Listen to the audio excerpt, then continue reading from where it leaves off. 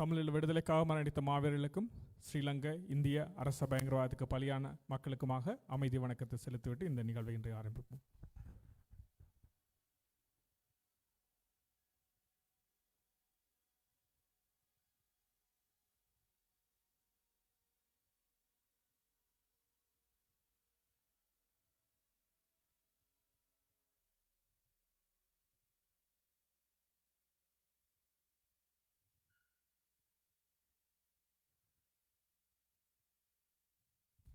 அமரலாம்.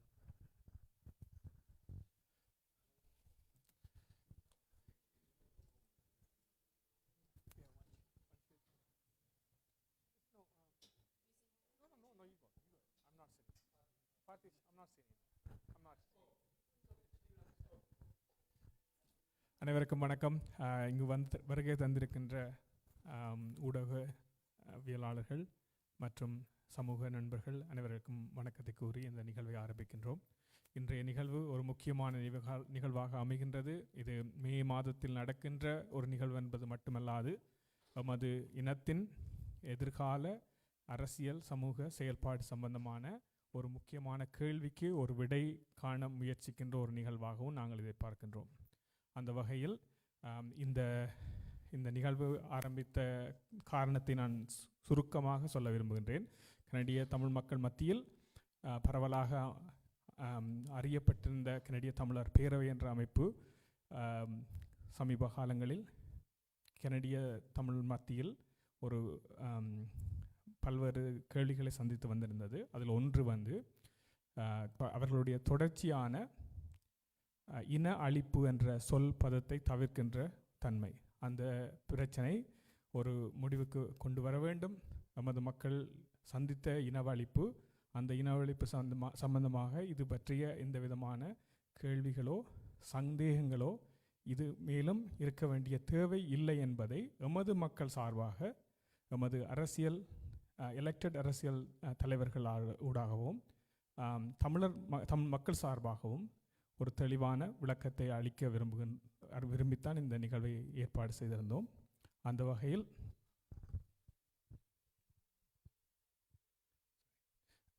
வகையில் முதலாவது பேனல் கனடிய தமிழர் தெரிவு செய்யப்பட்டு பல்வேறு மட்டங்களில் கனடிய தமிழ் மக்களையும் பல்வேறு இன மக்களையும் பல்வேறு மட்டங்களில் பிரதிநிதித்துவப்படுத்துகின்ற அரசியல் தலைவர்களுடைய சந்திப்பாக அல்லது அவர்களுடைய கலந்துரையாடலாக அமைய இருக்கின்றது. அந்த கலந்துரையாடலை ஆரணி முருகானந்தன் அவர்கள் ஒன்றிணைத்து செயல்படுவார். இந்த பேனலை தொடர்ந்து மக்கள் கருத்துக்களை நாங்கள் கனடிய தமிழர் மக்கள் கூட்டென்ற வகையில் எங்களுடைய கருத்துக்களையும் உங்களுடைய கருத்துக்களையும் ஒன்றிணைக்க விரும்புகின்றோம். முதலில் ஆரணியோடு இந்த நிகழ்வு ஆரம்பிக்கும்.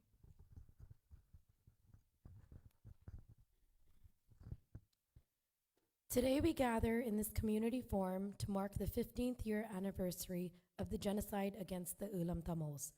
Our act of remembrance and our voice are crucial in pursuing reconciliation and justice for the Ulam Tamil community. It is our duty as a diaspora community to speak out and hold accountable those individuals and governments responsible for the war crimes, crimes against humanity, and genocide committed against the Ulam Tamils. The first panel we will have here with us are politically elected representatives who are here to highlight and speak on their personal lived experiences, provide a voice for their constituents with regards to the Ulam genocide and our continued struggle for reconciliation.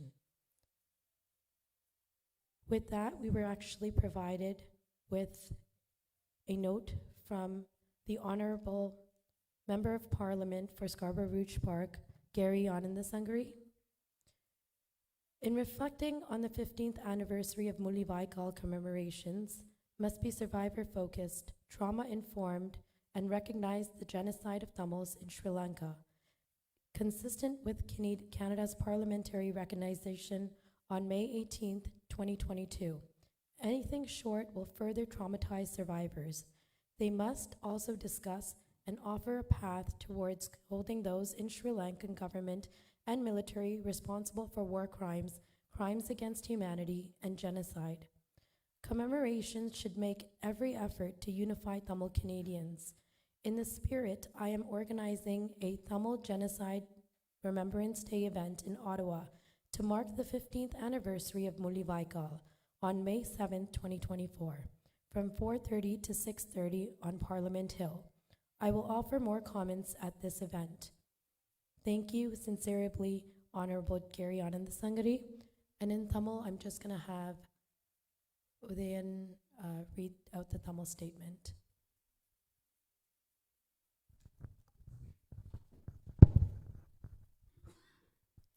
அனைவருக்கும் வணக்கம். கனடாவினுடைய பூர்வ குடிகள் உறவுகள் அமைச்சர் கரி ஆனந்த் சங்கரி அவர்கள் அனுப்பி வைத்திருக்கக்கூடிய கனேடிய தமிழர் கூட்டினருக்கு இன்று அறிய தந்திருக்கக்கூடிய அவருடைய அறிக்கையினுடைய தமிழ் வடிவம். குழு கலந்துரையாடலுக்கு என்னை அழைத்தமைக்கு உங்களுக்கு எனது நன்றி.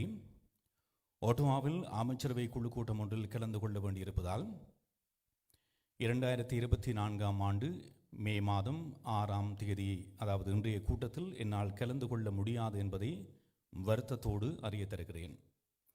முள்ளிவாய்க்காலின் 15ஆம் ஆண்டு நினைவேந்தல் என்பது தப்பி பிழைத்தோர் மீது கவனம் செலுத்தும் வகையிலும் ஏற்பட்ட மனச்சித்திரவதைகளை புரிந்தும் 2022ஆம் ஆண்டு மே மாதம் 18ஆம் தேதி கனேடிய நாடாளுமன்றத்தால் அங்கீகரிக்கப்பட்டதை போன்று இலங்கையில் தமிழர்கள் மீது புரியப்பட்ட இனப்படுகொலையை அங்கீகரிக்கும் வகையிலும் அமைந்திருக்க வேண்டும்.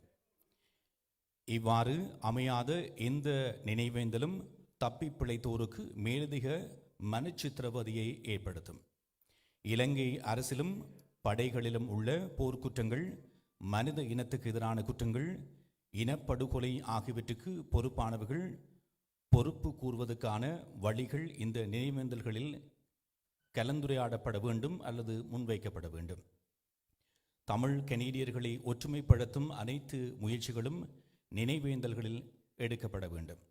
இந்த உணர்வோடு முள்ளிவாய்க்காலின் 15ஆம் ஆண்டு நினைவேந்தலை முன்னிட்டு 2024ஆம் ஆண்டு மே மாதம் 7ஆம் தேதி, அதாவது நாளை மாலை 4:30 முதல் மாலை 6:30 வரை ஒட்டவா நாடாளுமன்ற வளாகத்தில் தமிழ் இனப்படுகொலை நினைவேந்தல் நாள் நிகழ்வு ஒன்றை நான் ஏற்பாடு செய்துள்ளேன்.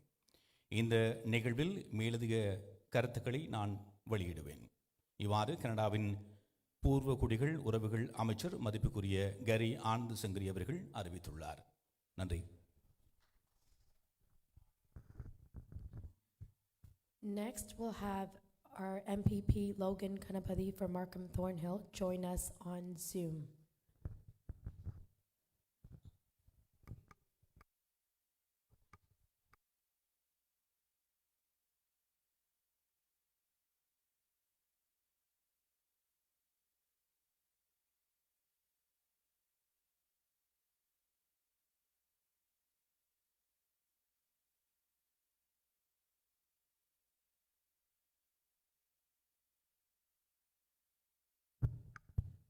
I apologize. It seems like Logan has not been able to join just yet. We'll move forward with Councillor Parthi Kandavale for Scarborough Southwest.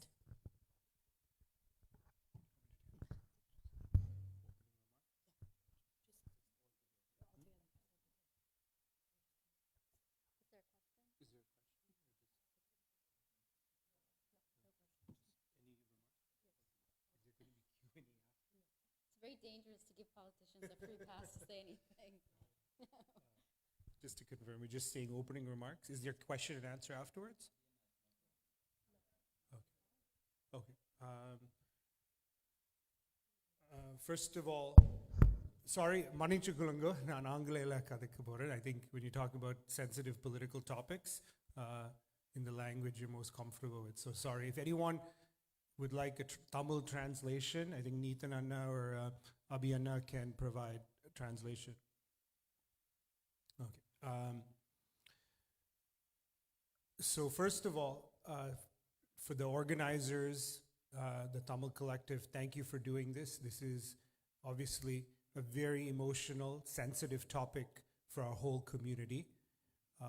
To address what happened last November by the CTC is not just our responsibility, collective responsibility, it's everyone's responsibility to address what they did, what they said, and what their intentions are. So having this meeting is clearly our obligation to the community. I'm sure I can speak for all of us here on stage. We are here because of the community and what Iyakam, the movement, our freedom struggle has given us in terms, at least for me, my identity, my purpose here. So this is much belated and very, very important. I want to applaud the progress the group has made, but there's still important questions outstanding about their position.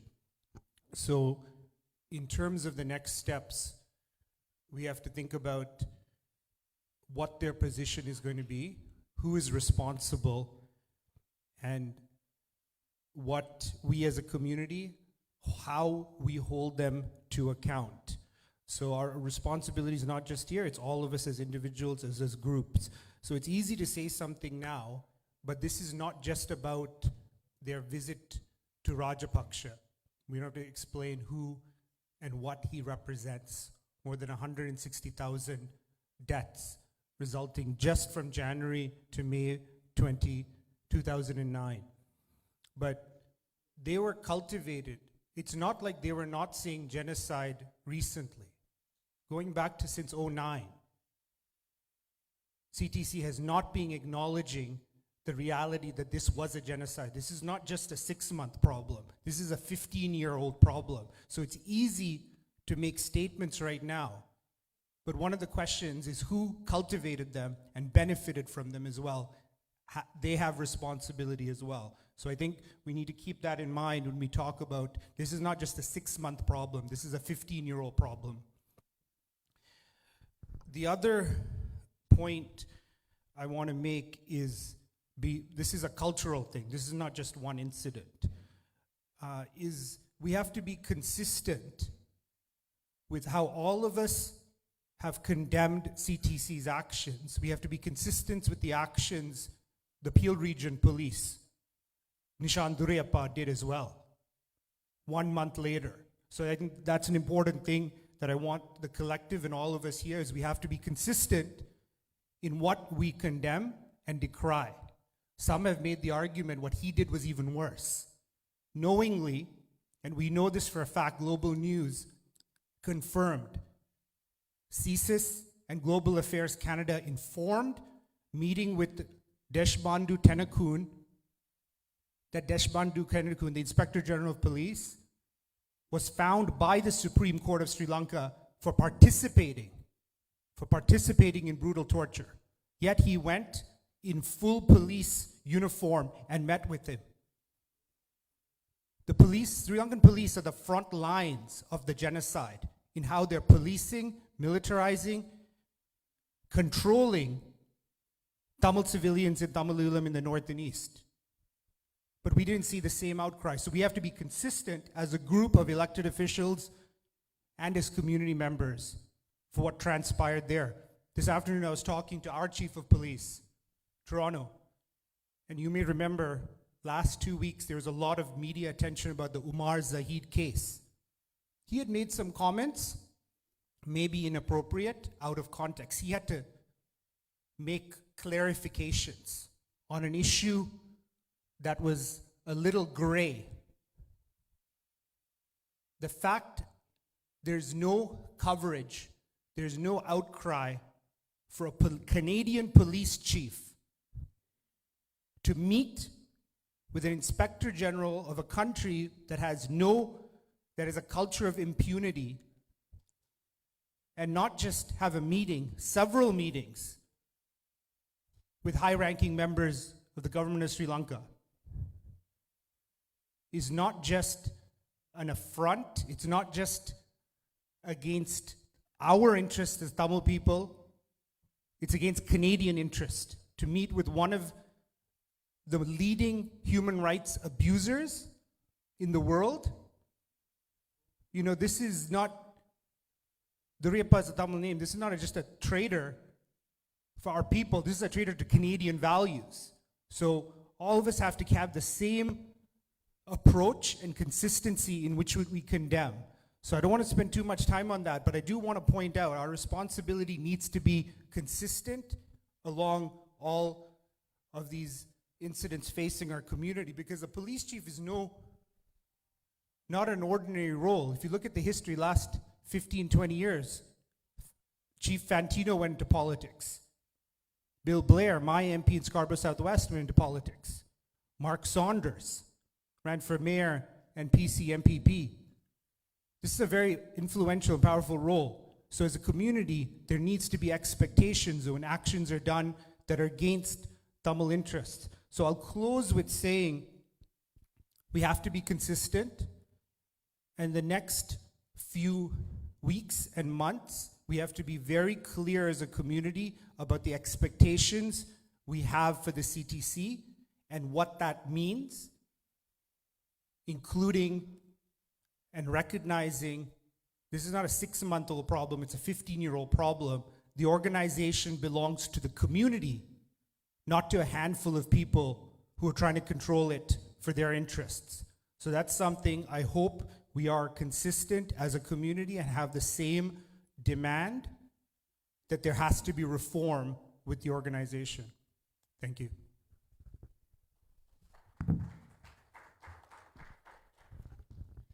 Thank you, Parthi. Next, we'll have our trustee for Scarborough Centre and vice chair of TDSB, Neithan Shan. அனைவருக்கும் அன்பார்ந்த வணக்கம். முதலிலே இன்று இன அழிப்பை நினைவு கூறுகின்ற மாதத்திலே கூடியிருக்கின்றோம். இந்த மண்ணில் இன்று நாங்கள் கனடா என்று அழைக்கப்படுகின்ற மண்ணில் இருந்த பூர்வீக குடிமக்களுக்கு ஏற்பட்ட இன அழிப்பை நினைவு கூறுவோம்.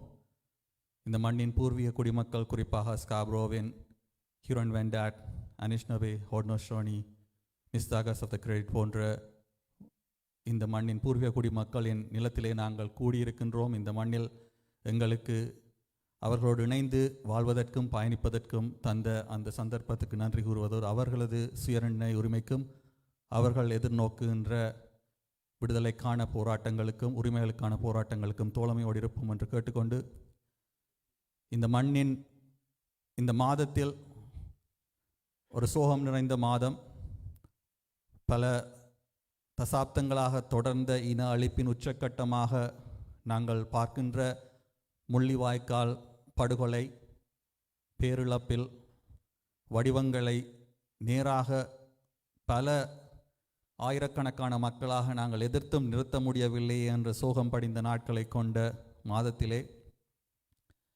நாங்கள் இழந்த அனைத்து உறவுகளையும், தொடர்ந்து இடம்பெற்று கொண்டிருக்கக்கூடிய இன அழிப்பில் இழந்த அனைத்து உறவுகளையும் நினைவு கூறுகின்றோம். அவர்களது உறவுகள், இன்னும் போராடி கொண்டிருக்கக்கூடிய உறவுகள், ஆங்கிலத்தை survivors of the Tamil genocide என்று சொல்லலாம், அவர்களோடு சகோதரத்துவத்தையும் பகிர்ந்து கொள்கின்றோம். இந்த மாதத்திலே எங்களால் உருவாக்கப்பட்ட ஒரு அமைப்பு, தமிழ் மக்களுக்காக குரல் கொடுக்கும் என்ற நம்பிக்கையோடு உருவாக்கப்பட்ட ஒரு அமைப்பு, தமிழ் மக்களின் வேர்வையில் சேகரிக்கப்பட்ட நிதிகளின் மூலமாக உருவாக்கப்பட்டு பலப்படுத்தப்பட்ட அமைப்பு, எமது மக்களின் இரத்தம் படிந்த சோகத்தை ஒரு அடிப்படையாக வைத்து பலம் சேர்க்கப்பட்ட ஒரு அமைப்பு, தமிழின அழிப்பு என்ற அங்கீகாரத்தை எமக்கு, அந்த விடயத்தை எங்களுக்காக நடந்தது தமிழின் அழிப்பு என்பதை ஏற்றுக்கொள்ளாமல் பயணிக்கின்றார்கள் என்று அவர்களுக்கு அழுத்தம் கொடுப்பதற்காக இந்த மாதத்தில் கூடுவதென்பது மிகவும் ஒரு கவலைக்குரிய ஒரு விடயமாகத்தான் அமைகின்றது. வேற்றின மக்களை எல்லாம் 15 வருடங்களாக நாங்கள் சந்தித்து, அரசியல் பிரமுகர்களை சந்தித்து, தமிழின அழிப்பு என்பதை தேசிய மட்டத்தில் எல்லா கட்சிகளும் சேர்ந்து தமிழின அழிப்புக்குரிய நினைவேந்தல் நாளை கொண்டு வருகின்ற அளவிற்கு வெற்றி அல்ல, அந்த அளவிற்கு சென்றக்கூடிய ஒரு நிலையில் இருக்கக்கூடிய தமிழ் சமூகத்தில் எங்கள் மத்தியில் இருக்கக்கூடிய அமைப்பு அதை தவிர்த்து வருகின்றது என்பது சோகம் மட்டுமல்ல, கோபத்தையும் உண்டாக்குகின்ற ஒரு விடயமாக அமைகின்றது. அவை இந்த மாதத்திலே இதை செய்ய வேண்டிய தேவையை தொடர்ந்து தேவைதானா என்று விட்டுக்கொண்டு போகவும் முடியாது. 10 வருடங்கள் 5 வருடங்களுக்கு முன்பு 10வது ஆண்டு கனடிய தமிழர் பேரவை பார்லிமெண்டிலே ஒரு நிகழ்ச்சியை செய்கின்ற பொழுது இதே போலத்தான் தமிழின அழிப்பு என்பதை தவிர்த்து ஒரு நிகழ்வை செய்தார்கள். அதற்கு அப்பொழுதே நான் என்னுடைய நீண்ட ஒரு அறிக்கை மூலமாக எதிர்ப்பை தெரிவித்திருந்தேன். இப்பொழுது நான் மட்டும் எதிர்ப்பை தெரிவித்திருக்காமல் இன்னும் அதிகமாக இப்பொழுது செய்கின்ற வேலையை 5 வருடக்கு முன்பு செய்திருக்கலாமே என்ற சோகத்தையும் அந்த குற்ற உணர்வையும் கொண்டு வருகின்றது. ஏனென்று சொன்னால் இந்த செய்ய வேண்டும் தானா என்று கேட்டுக்கொண்டு அவர்கள் ஏதோ செய்து போகட்டும் என்று விட்டதன் பயன்தான் இன்று ஏற்கனவே பார்லிமெண்ட்களிலே ஏற்றுக்கொள்ளப்பட்ட இன அழிப்பு என்ற பதத்தை கூட அங்கு நடத்துகின்ற நிகழ்விலே பாவிக்க மாட்டார்கள் என்று சொன்னால் இது யுக்தி சம்பந்தமான விடயம் அல்ல, கொள்கை சம்பந்தமான விடயம். ஆரம்பத்திலே சொல்லலாம் இது ஒரு யுக்தி, நாங்கள் அவர்களுக்கு முதல்ல மற்ற விடயங்களை பேசித்தான் பேசலாம் என்று ஒரு சிலர் செய்ததுண்டு. ஜெனசைட் என்ற வார்த்தையை பாவிக்காதீர்கள், பாவித்தால் வரமாட்டோம் என்று அரசியல் பிரமுகர்கள் எங்களுக்கு போராட்டங்களின் பொழுது சொன்ன பொழுது அந்த ஜெனசைட் என்று எழுதப்பட்ட பதாதைகளை நீக்கி அவர்களை வரவழைக்க வேண்டிய தேவை அன்று இருந்தது. அதற்கு பின்பு இவர்கள் சொல்கின்றார்கள் என்பதற்காக எமக்கு நடந்தது என்னவென்று எங்களுக்கு தெரியும், நாங்கள் அதை வேகமாக முன்னெடுப்போம் என்று பயணித்ததன் பயன்தான் இன்று ஒன்டாரியோ பார்லிமெண்ட்லே ஜெனசைட் எஜுகேஷன் வீக்காக இருக்கலாம், பார்லிமெண்ட்லே ஜெனசைட் ரிமெம்பரன்ஸ் டேயாக இருக்கலாம் கொண்டு வருவதற்கு உத்வேகமாக இருந்தது. அவ்வாறு கடின உழைப்பின் மூலமாக நாங்கள் செயற்பட்டு அதை கொண்டு வருகின்ற பொழுது கனடிய தமிழர் பேரவை எடுக்கின்ற இந்த நிகழ்ச்சியின் மூலமாக அதை தவிர்த்து முன்னெடுக்கின்ற வடிவம் மூலமாக நாங்கள் 15 வருடங்களாக செய்த கடின உழைப்பை அழிப்பதற்கான மறைப்பதற்கான ஒரு திட்டமாகத்தான் பார்க்கின்றேன். ஆகவே இது யுக்தி அல்ல, கொள்கை ரீதியாக ஒரு தவறான கொள்கையை அந்த அமைப்பு தங்கள் கொள்கைகளாக வைத்துக்கொண்டு பயணிக்கின்றது என்பதை அவர்களது பிரஸ் கான்ஃபரன்ஸ்லேயே அவர்களே கூறியிருக்கின்றார்கள் வெளிப்படையாக. ஆகவே இது ஒரு முக்கியமான ஒரு விடயமாக மாற்றப்படக்கூடிய உடனடியாக திருத்தப்பட, ஏனென்றால் எங்கள் மண்ணிலே கனடிய தமிழர்களை பிரதிநிதித்துவப்படுத்துகின்ற அரசியல்வாதிகளாக இருக்கட்டும், தலைவர்களாக இருக்கட்டும், அமைப்புகளாக இருக்கட்டும், கல்விக்கூடங்களாக இருக்கட்டும், கலைப்படைப்புகளை உருவாக்குவர்களாக இருக்கட்டும், தமிழின அழைப்பை மறுப்பவர்கள் தவிப்பவர்கள் என்பதை நாங்கள் இன்னும் சொல்லிக்கொள்ள முடியாது. அதை அவர்கள் தவிக்கின்றார்கள் பயன்பாட்டை என்றால் அதை மறைப்பதற்கு உதவுகின்றார்கள் என்பது அர்த்தம். இது ஒரு வார்த்தையை தவிர்ப்பதல்ல. சாதாரணமாக நாங்கள் they are avoiding the word என்று சொல்லிவிட்டு போக முடியாது. தமிழின அழிப்பு என்பது ஒரு வார்த்தை அல்ல, எங்கள் வரலாறு. எங்கள் வரலாறை மறுக்கின்றார்கள், மறைக்க முற்படுகின்றார்கள். அதன் மூலமாக நாங்கள் செய்த கடின உழைப்பை, நாங்கள் பெற்ற பயன்களை மீள பழையபடி பாதாளத்துக்குள் தள்ளுவது முயற்சி மட்டுமல்ல, இந்த இன அழிப்பிற்கு காரணமானவர்களை தப்பிப்பதற்கு கூட தெரிந்தோ தெரியாமலோ உதவி கொண்டிருக்கின்றார்கள். தெரியாமல் என்று சொல்ல முடியாது, என்ன நாங்கள் எல்லோருமே திட்டவட்டமாக சொல்லுகிறோம், நீங்கள் செய்கின்ற விடயத்தின் மூலமாக இன அழிப்பை செய்தவர்கள் தப்பிப்பதற்கு வழியாக போகின்றது என்பதை திட்டவட்டமாக பலர் கூறுகின்றார்கள். தாயத்தில் இருப்பவர்கள் கூறுகின்றார்கள், நாங்கள் கூறுகின்றோம். ஆகவே இது தெரியாமல் செய்கின்ற விடயம் என்றும் இன்னும் பயணிக்க முடியாது. தமிழின அழிப்பு இடம்பெற்றது என்பதை ஏற்றுக்கொள்ளாமல் பயணிக்கின்ற ஒரு தமிழர்களின் அமைப்பாக கருதி கொண்டு, பிரதான அமைப்பாக கருதி கொண்டிருப்பவர்கள் தமிழின அழிப்பை மறைப்பதற்கும் மறுப்பதற்கும் உதவி கொண்டிருக்கின்றார்கள். தெரியாமல் அல்ல, இதெல்லாம் நாங்கள் கூறி தெரிந்து உதவி கொண்டிருக்கின்றார்கள் என்பது திட்டவட்டமாக முன்வைக்க வேண்டிய ஒரு விடயமாக இருக்கின்றது. ஆகவே உறவுகளே, இந்த வேளையிலே நாங்கள் கனடிய தமிழர் பேரவை பல விடயங்களை கேட்டு ஒரு எங்களது கடிதங்கள் மூலமாக எல்லாம் பலவற்றை செய்திருக்கின்றோம். ஒரு அரசியல் பிரமுகராக நான் கூறக்கூடிய விடயம் என்னவென்று சொன்னால் மீண்டும் அதே விடயங்கள் தான். இமாலய பிரகடனத்திலிருந்து முழுமையாக வெளியேற வேண்டும். வெளியேறுவது மட்டுமல்ல, இமாலய பிரகடனம் ஒரு தவறான முடிவு என்பதை ஏற்றுக்கொண்டு அதற்குரிய பொறுப்புக்கூறலோடு வெளியேற வேண்டும். தமிழின அழிப்பை மையப்படுத்திய தமிழர்களின் விடுதலைக்கான பயணத்தில் ஒரு முன்மாதிரியான அமைப்பாக மாறுவதற்கு அவர்கள் கொள்கை ரீதியாகவும் அமைப்பின் வடிவம் ரீதியாகவும் மாற்றங்களை கொண்டு வர வேண்டும். மஹிந்த ராஜபக்சவை சந்தித்தது தவறான ஒரு விடயம் என்பதை முழுமையாக ஏற்றுக்கொண்டு அதற்குரிய பொறுப்புக்கூடலை ஏற்படுவது மூலமாக அவர்கள் இந்த மண்ணிலே எதிர்வரும் காலங்களிலே எங்களது மத்தியில் இருக்கக்கூடியவர்கள் இதை செய்கின்ற பொழுது இது ஏன் பிழை என்ற விடயத்தை அறிந்து கொள்ளக்கூடியதாக இருக்கும்.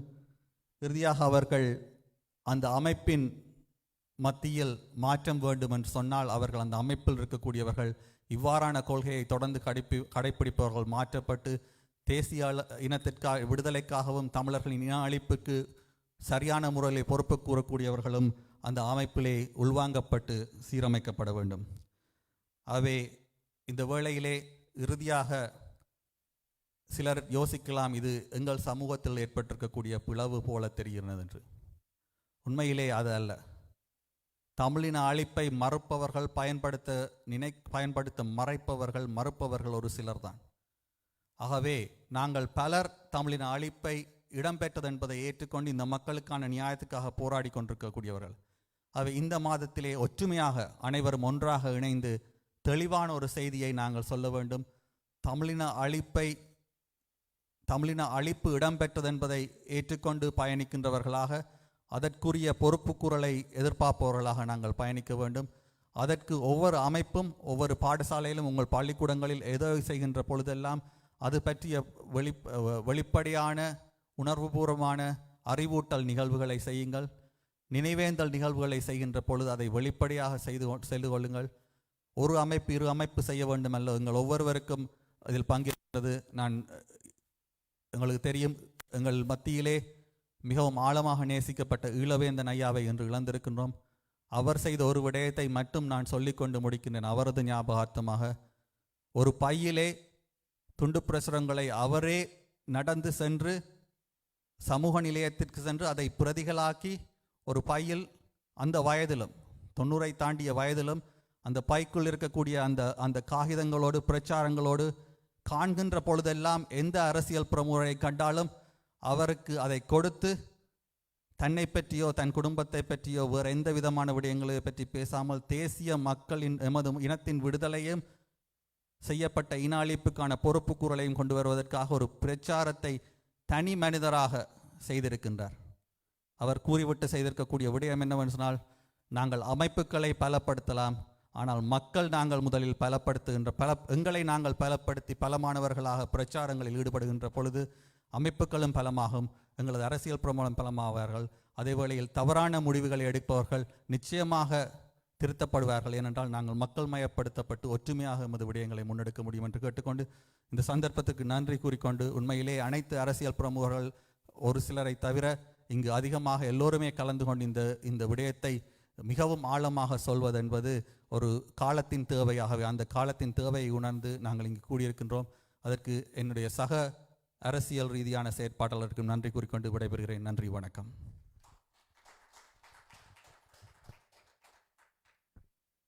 Next, we'll have Toronto District School Board Trustee for Scarborough Rouge Park, Anu Sriskandaraja.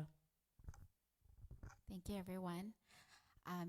Thank you for having me. I didn't realize I was going to be on a panel, so I don't have any prepared remarks, so I will just speak from the heart. I would like to begin, first of all, by thanking the Tamil Collective. I think you're providing a really important space to have critical conversations about important issues in our community. I want to thank all the guests, esteemed guests in the audience. Thank you for taking time out to come out today to continue our commitment to the community. It is noticed. I'm very humbled. I think many of you should be on the panel and I should be on the audience. So I appreciate your willingness to hear what I have to share. I'm not big into cancel culture or call out culture, but I do think we need to call people in. And when we have organizations, though, we can't disregard the good work they might have done and continue to do. But when you do something that is a complete affront to the community and there's so much outrage, rightfully so, and you're not able to listen to the critiques and the hurt, I think we have a really big problem. So I think we need, this kind of space to share.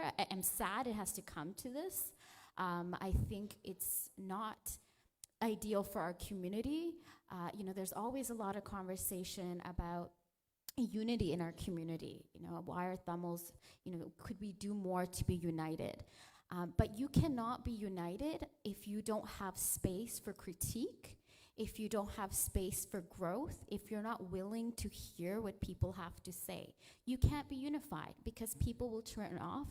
People will not believe in your mandate. And I think we see that unfolding before our eyes. So I think we need to respect that. There's so many things we can touch on. It's not. I can't believe in 2024 we're having this conversation, that we're still trying to convince our own people. It seems like we've convinced everybody else, but we can't convince our own people that a genocide has happened. And I think that is a tragedy. You know, every level of government has recognized it.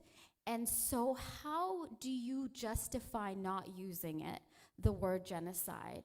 I think it you know, it goes against all the hard work our community has done, but it also shows others outside our community that we're fragmented, and that doesn't help anyone.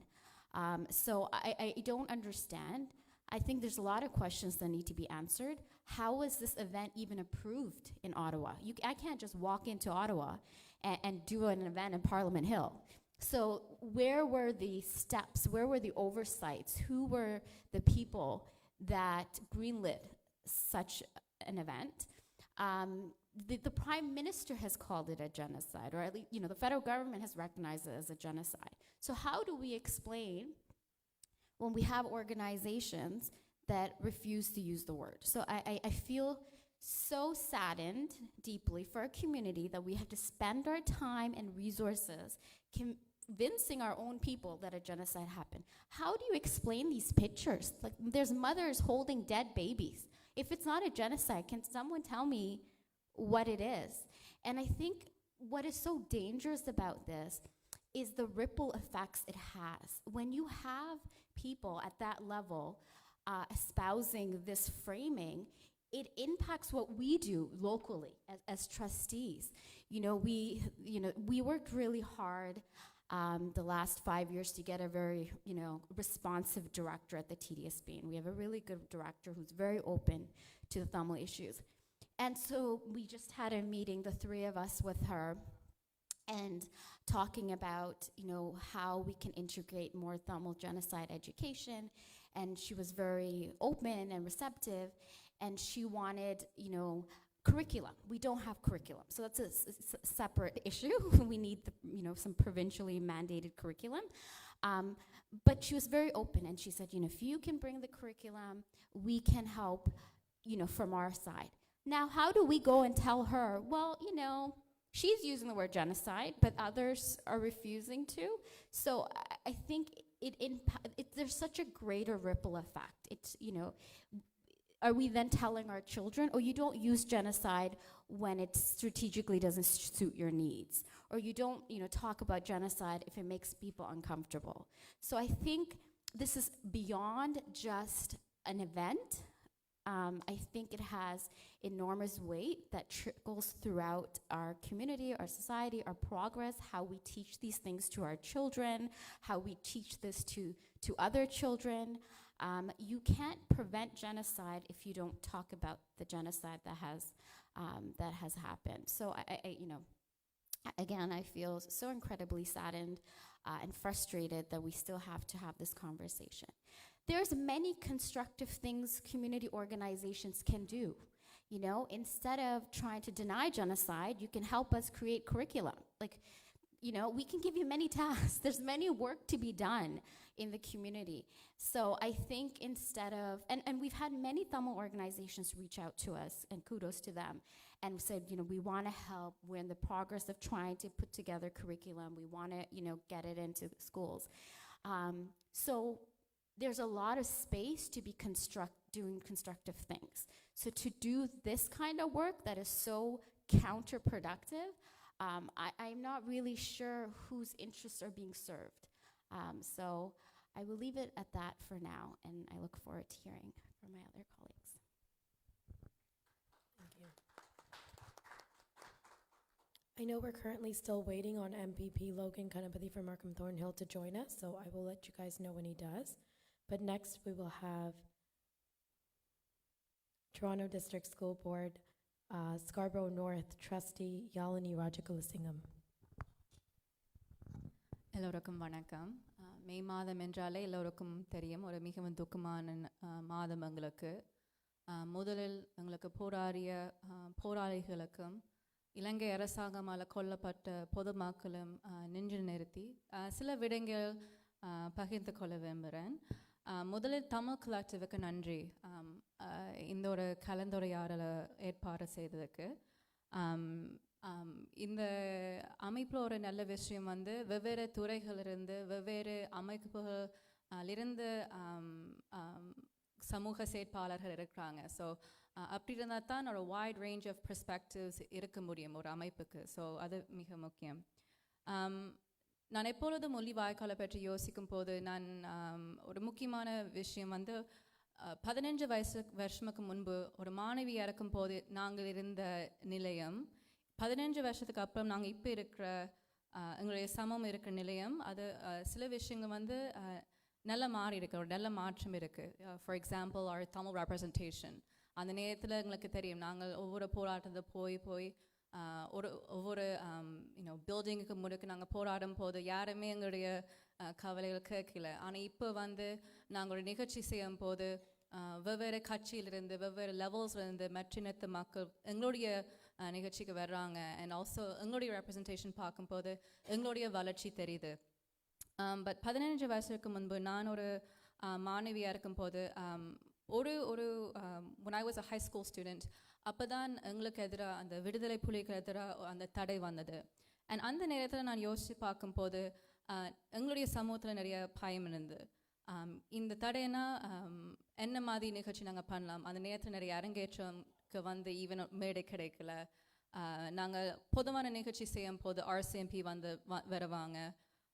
இந்த மாதிரி எங்களுடைய சமூகம் வந்து நிறைய கண்காணிப்பு இருந்தது and நிறைய பயமும் இருந்தது. ஸோ அந்த நேரத்தில் நாங்கள் அந்த நேரத்து வரைக்கும் நாங்கள் நல்ல பெருமையாக வச்சுருந்த எங்களுடைய கொடி கூட சில நேரங்கள் நாங்கள் வச்சிருக்க பயந்துனாங்க. ஏன்னா ஒரு யோசனை இருந்தது நாங்கள் எங்களுடைய கொடி வச்சிருந்தால் மற்ற இனத்தை சேர்ந்தவர்கள் வந்து எங்களுடைய நிகழ்ச்சிக்கு வர மாட்டாங்க.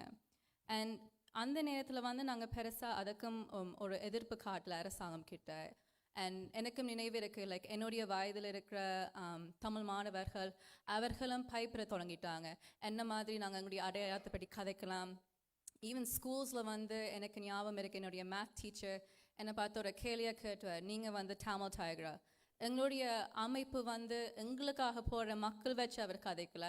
இது வந்து அரசாங்கம் சொல்கிற மாதிரி இது வந்து ஒரு டெரரிஸ்ட் அமைப்பு வச்சு தான் அந்த கேள்வி என்னிட கேட்டுவார். அண்ட் அந்த நேரத்தில் எனக்கு எப்படி பதில் சொல்கிறதுன்னு தெரியல. இதே நான் சொல்ல வரேன் என்றால் அந்த நேரத்தில் வந்து we didn't really have ஒரு awareness. எப்படி மாணவர்கள் வந்து எங்களுடைய அடையாளம் கொண்டு போய் சொல்லிக் கொடுக்குறது, ஸ்கூல்ஸில் வந்து எப்படி ஒரு அவேர்னஸ் பில்ட் பண்ணுது. அந்த நேரத்தில் கூட எங்களுக்கு தமிழ் டீச்சர்ஸ் தமிழ் பிரின்சிபல்ஸ் இல்லைங்கிற ஸ்கூல்ஸில். So it felt very isolating. இது வந்து 15 years ago. எனக்கு ஞாபகம் இருக்க ஒரு 2006 எனக்கு ஈழத்துக்கு போகிற வாய்ப்பு கிடைச்சது. அப்போ தான் நான் வன்னி நேரம் பார்க்கும்போது தலைவர் லைக் ஈழத்துக்கு வந்து வச்சிருந்த ஒரு ட்ரீம் வந்து நேராக பார்க்க வாய்ப்பு இருந்து. அப்போ நான் யோசிச்சு பார்த்தேன் ஒரு மாணவியாக கனடாவில் மீடியா எப்படி வன்னியை portray பண்ணினது, அங்கே போவாங்க அங்கே வந்து டெரரிஸ்ட் இருக்கிறாங்க அப்படியானே சொல்லியிருந்தாங்க. பட் நேராக போய் பார்க்கும்போது எங்களுடைய தலைவர் TRO மூலமாக எவ்வளோ வந்து வெவ்வேறு இல்லங்கள் வந்து உருவாக்கினார்கள். ஸோ அந்த மாதிரி பார்க்கும்போது எனக்கு வந்து ஒரு அண்டர்ஸ்டாண்டிங் வந்தது. ஈழமனால் என்ற எங்களுடைய போராட்டம் பற்றியெல்லாம் அறிய வாய்ப்பு கிடைச்சது. ஸோ இதே நான் சொல்ல வரேன்னா நாங்கள் இப்போ 15 வருஷத்துக்கு அப்புறம் இப்போ மாணவர்கள் இப்போ இந்த தலைமுறை படிக்கிற பிள்ளைகள் வந்து ஒரு they're in a harder time. நாங்கள் வளர்ந்த காலத்தில் வந்து ஈழத்துக்கு போக முடியும். எங்கள் மத்தியிலையும் அந்த கதைகள் அங்கிருந்து வந்த அகதிகள் வந்து அவர்கள் மூலமாக எங்களோட கதைகள் வரும். பட் இப்போ வளர்ந்து வர ஜெனரேஷனுக்கு வந்து நாங்கள் சொல்கிற விஷயம்தான் அவர்கள் வந்து போய் சேருது பாடங்களாக. ஸோ நாங்கள் சரியாக எங்களுக்கு நடந்த விஷயங்கள் இது வந்து இனப்படுகொலை சொன்னால் தான் இனி வரும் தலைமுறை அதை சரியாக புரிஞ்சு கொண்டு அவர்களும் அந்தந்த வார்த்தை பாவிப்பார்கள். ஸோ என்னுடைய தொகுதியில் வந்து 3 ஹை ஸ்கூல்ஸ் இருக்குது, ACI, கேம்பல், பியர்சன்.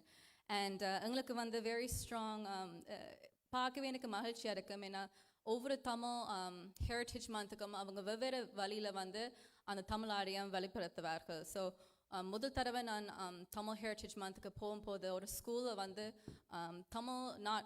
தமிழ் மக்கள் எந்தெந்த நாடு இருக்கிற அந்த கொடிகள் இருக்கும்போது எங்களுடைய புலிக்கொடியும் பார்த்து நான். ஸோ எனக்கு இது ஆச்சரியமாக இருந்தது ஒரு ஸ்கூலில் வந்து ஒரு புலிக்கொடி பார்க்குறது.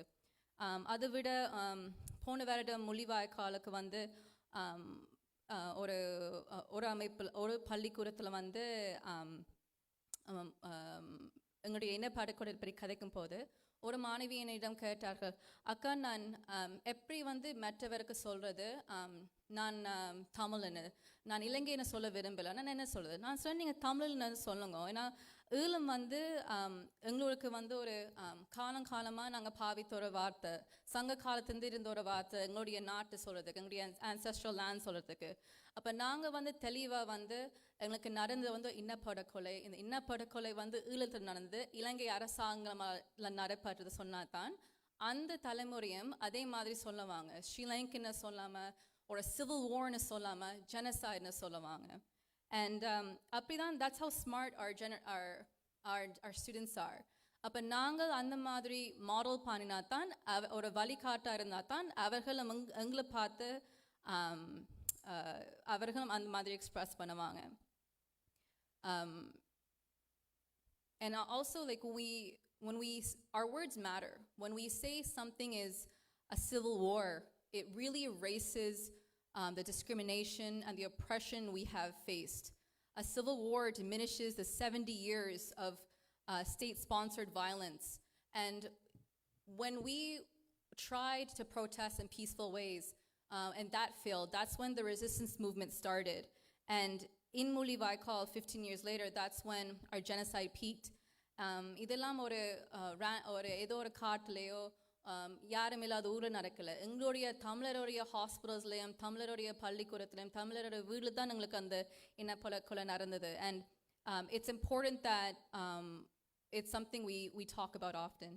So இப்போ இருக்கிற ஸ்டூடெண்ட்ஸ் வந்து they want to learn more.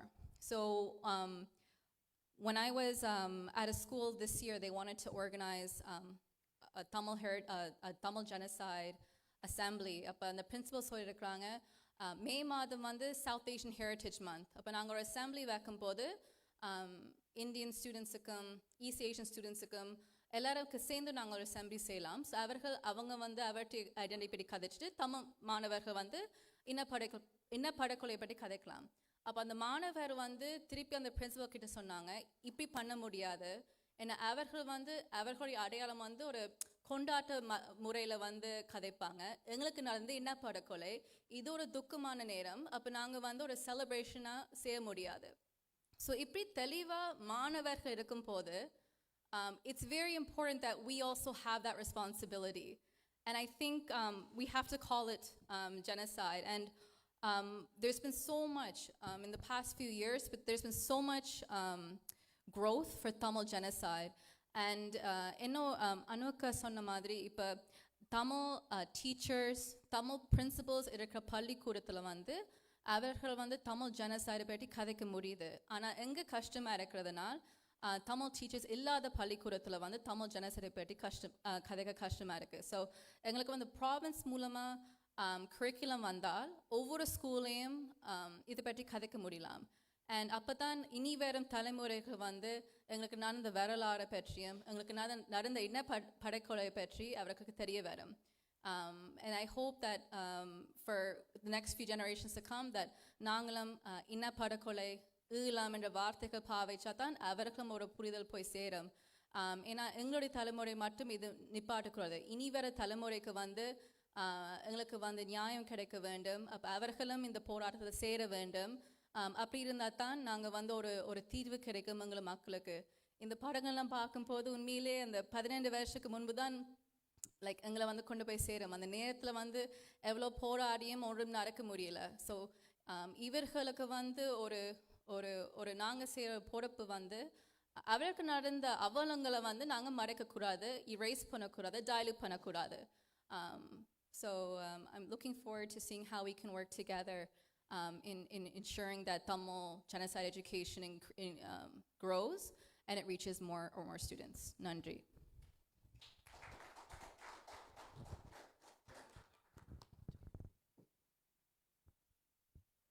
Thank you all for joining us today. Once again, I want to thank all of our elected representatives representing the Tamil community here with us today.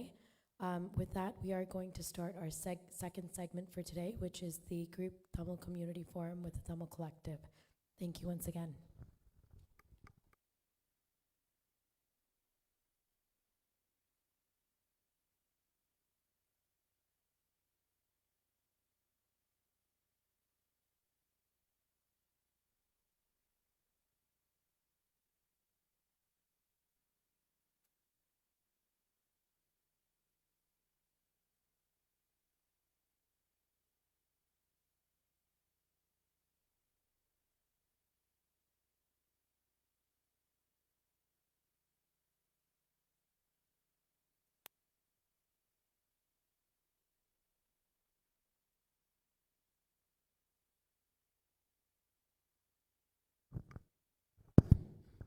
அனைவருக்கும் வணக்கம்.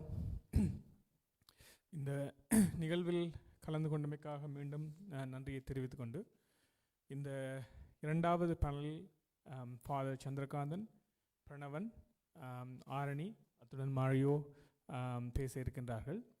இந்த கலந்துரையாடலின் நோக்கம் எமக்கு தற்போது உள்ள பிரச்சனை, அதாவது இந்த இந்த இந்த இந்த மே மாதத்தில்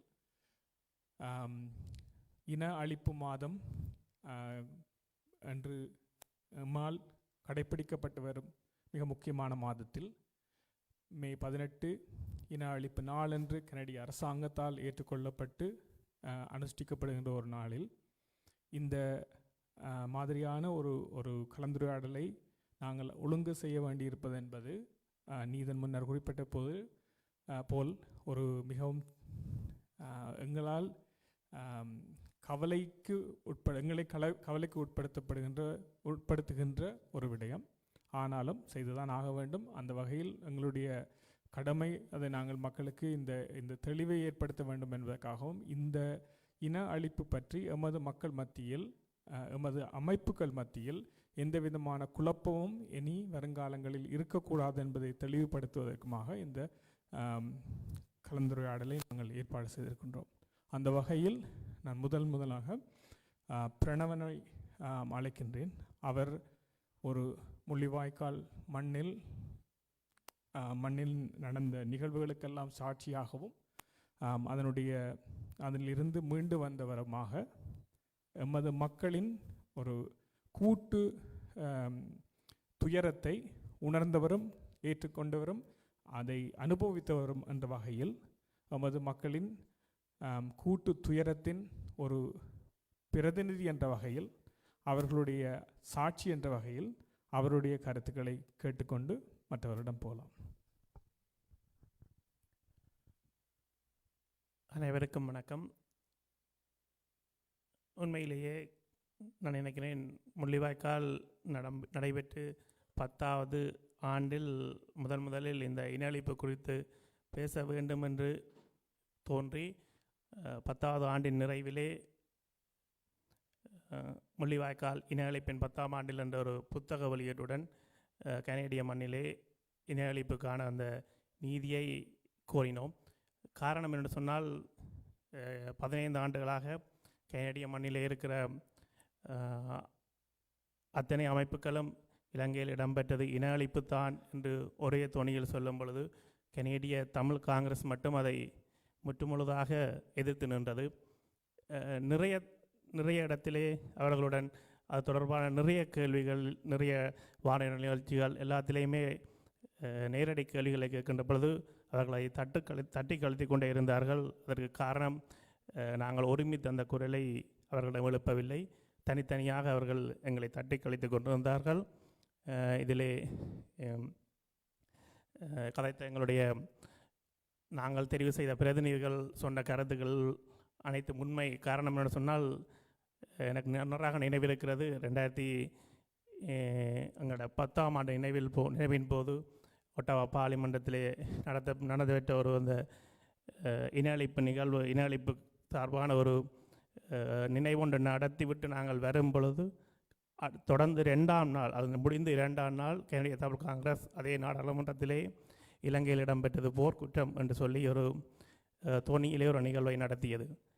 மிகவும் மன வருத்தமாக இருந்தது. என்று சொன்னால், நாங்கள் வேற்று இன மக்களிடம் எங்களுடைய பிரச்சனையை கொண்டு சென்று சேர்க்க வேண்டும்.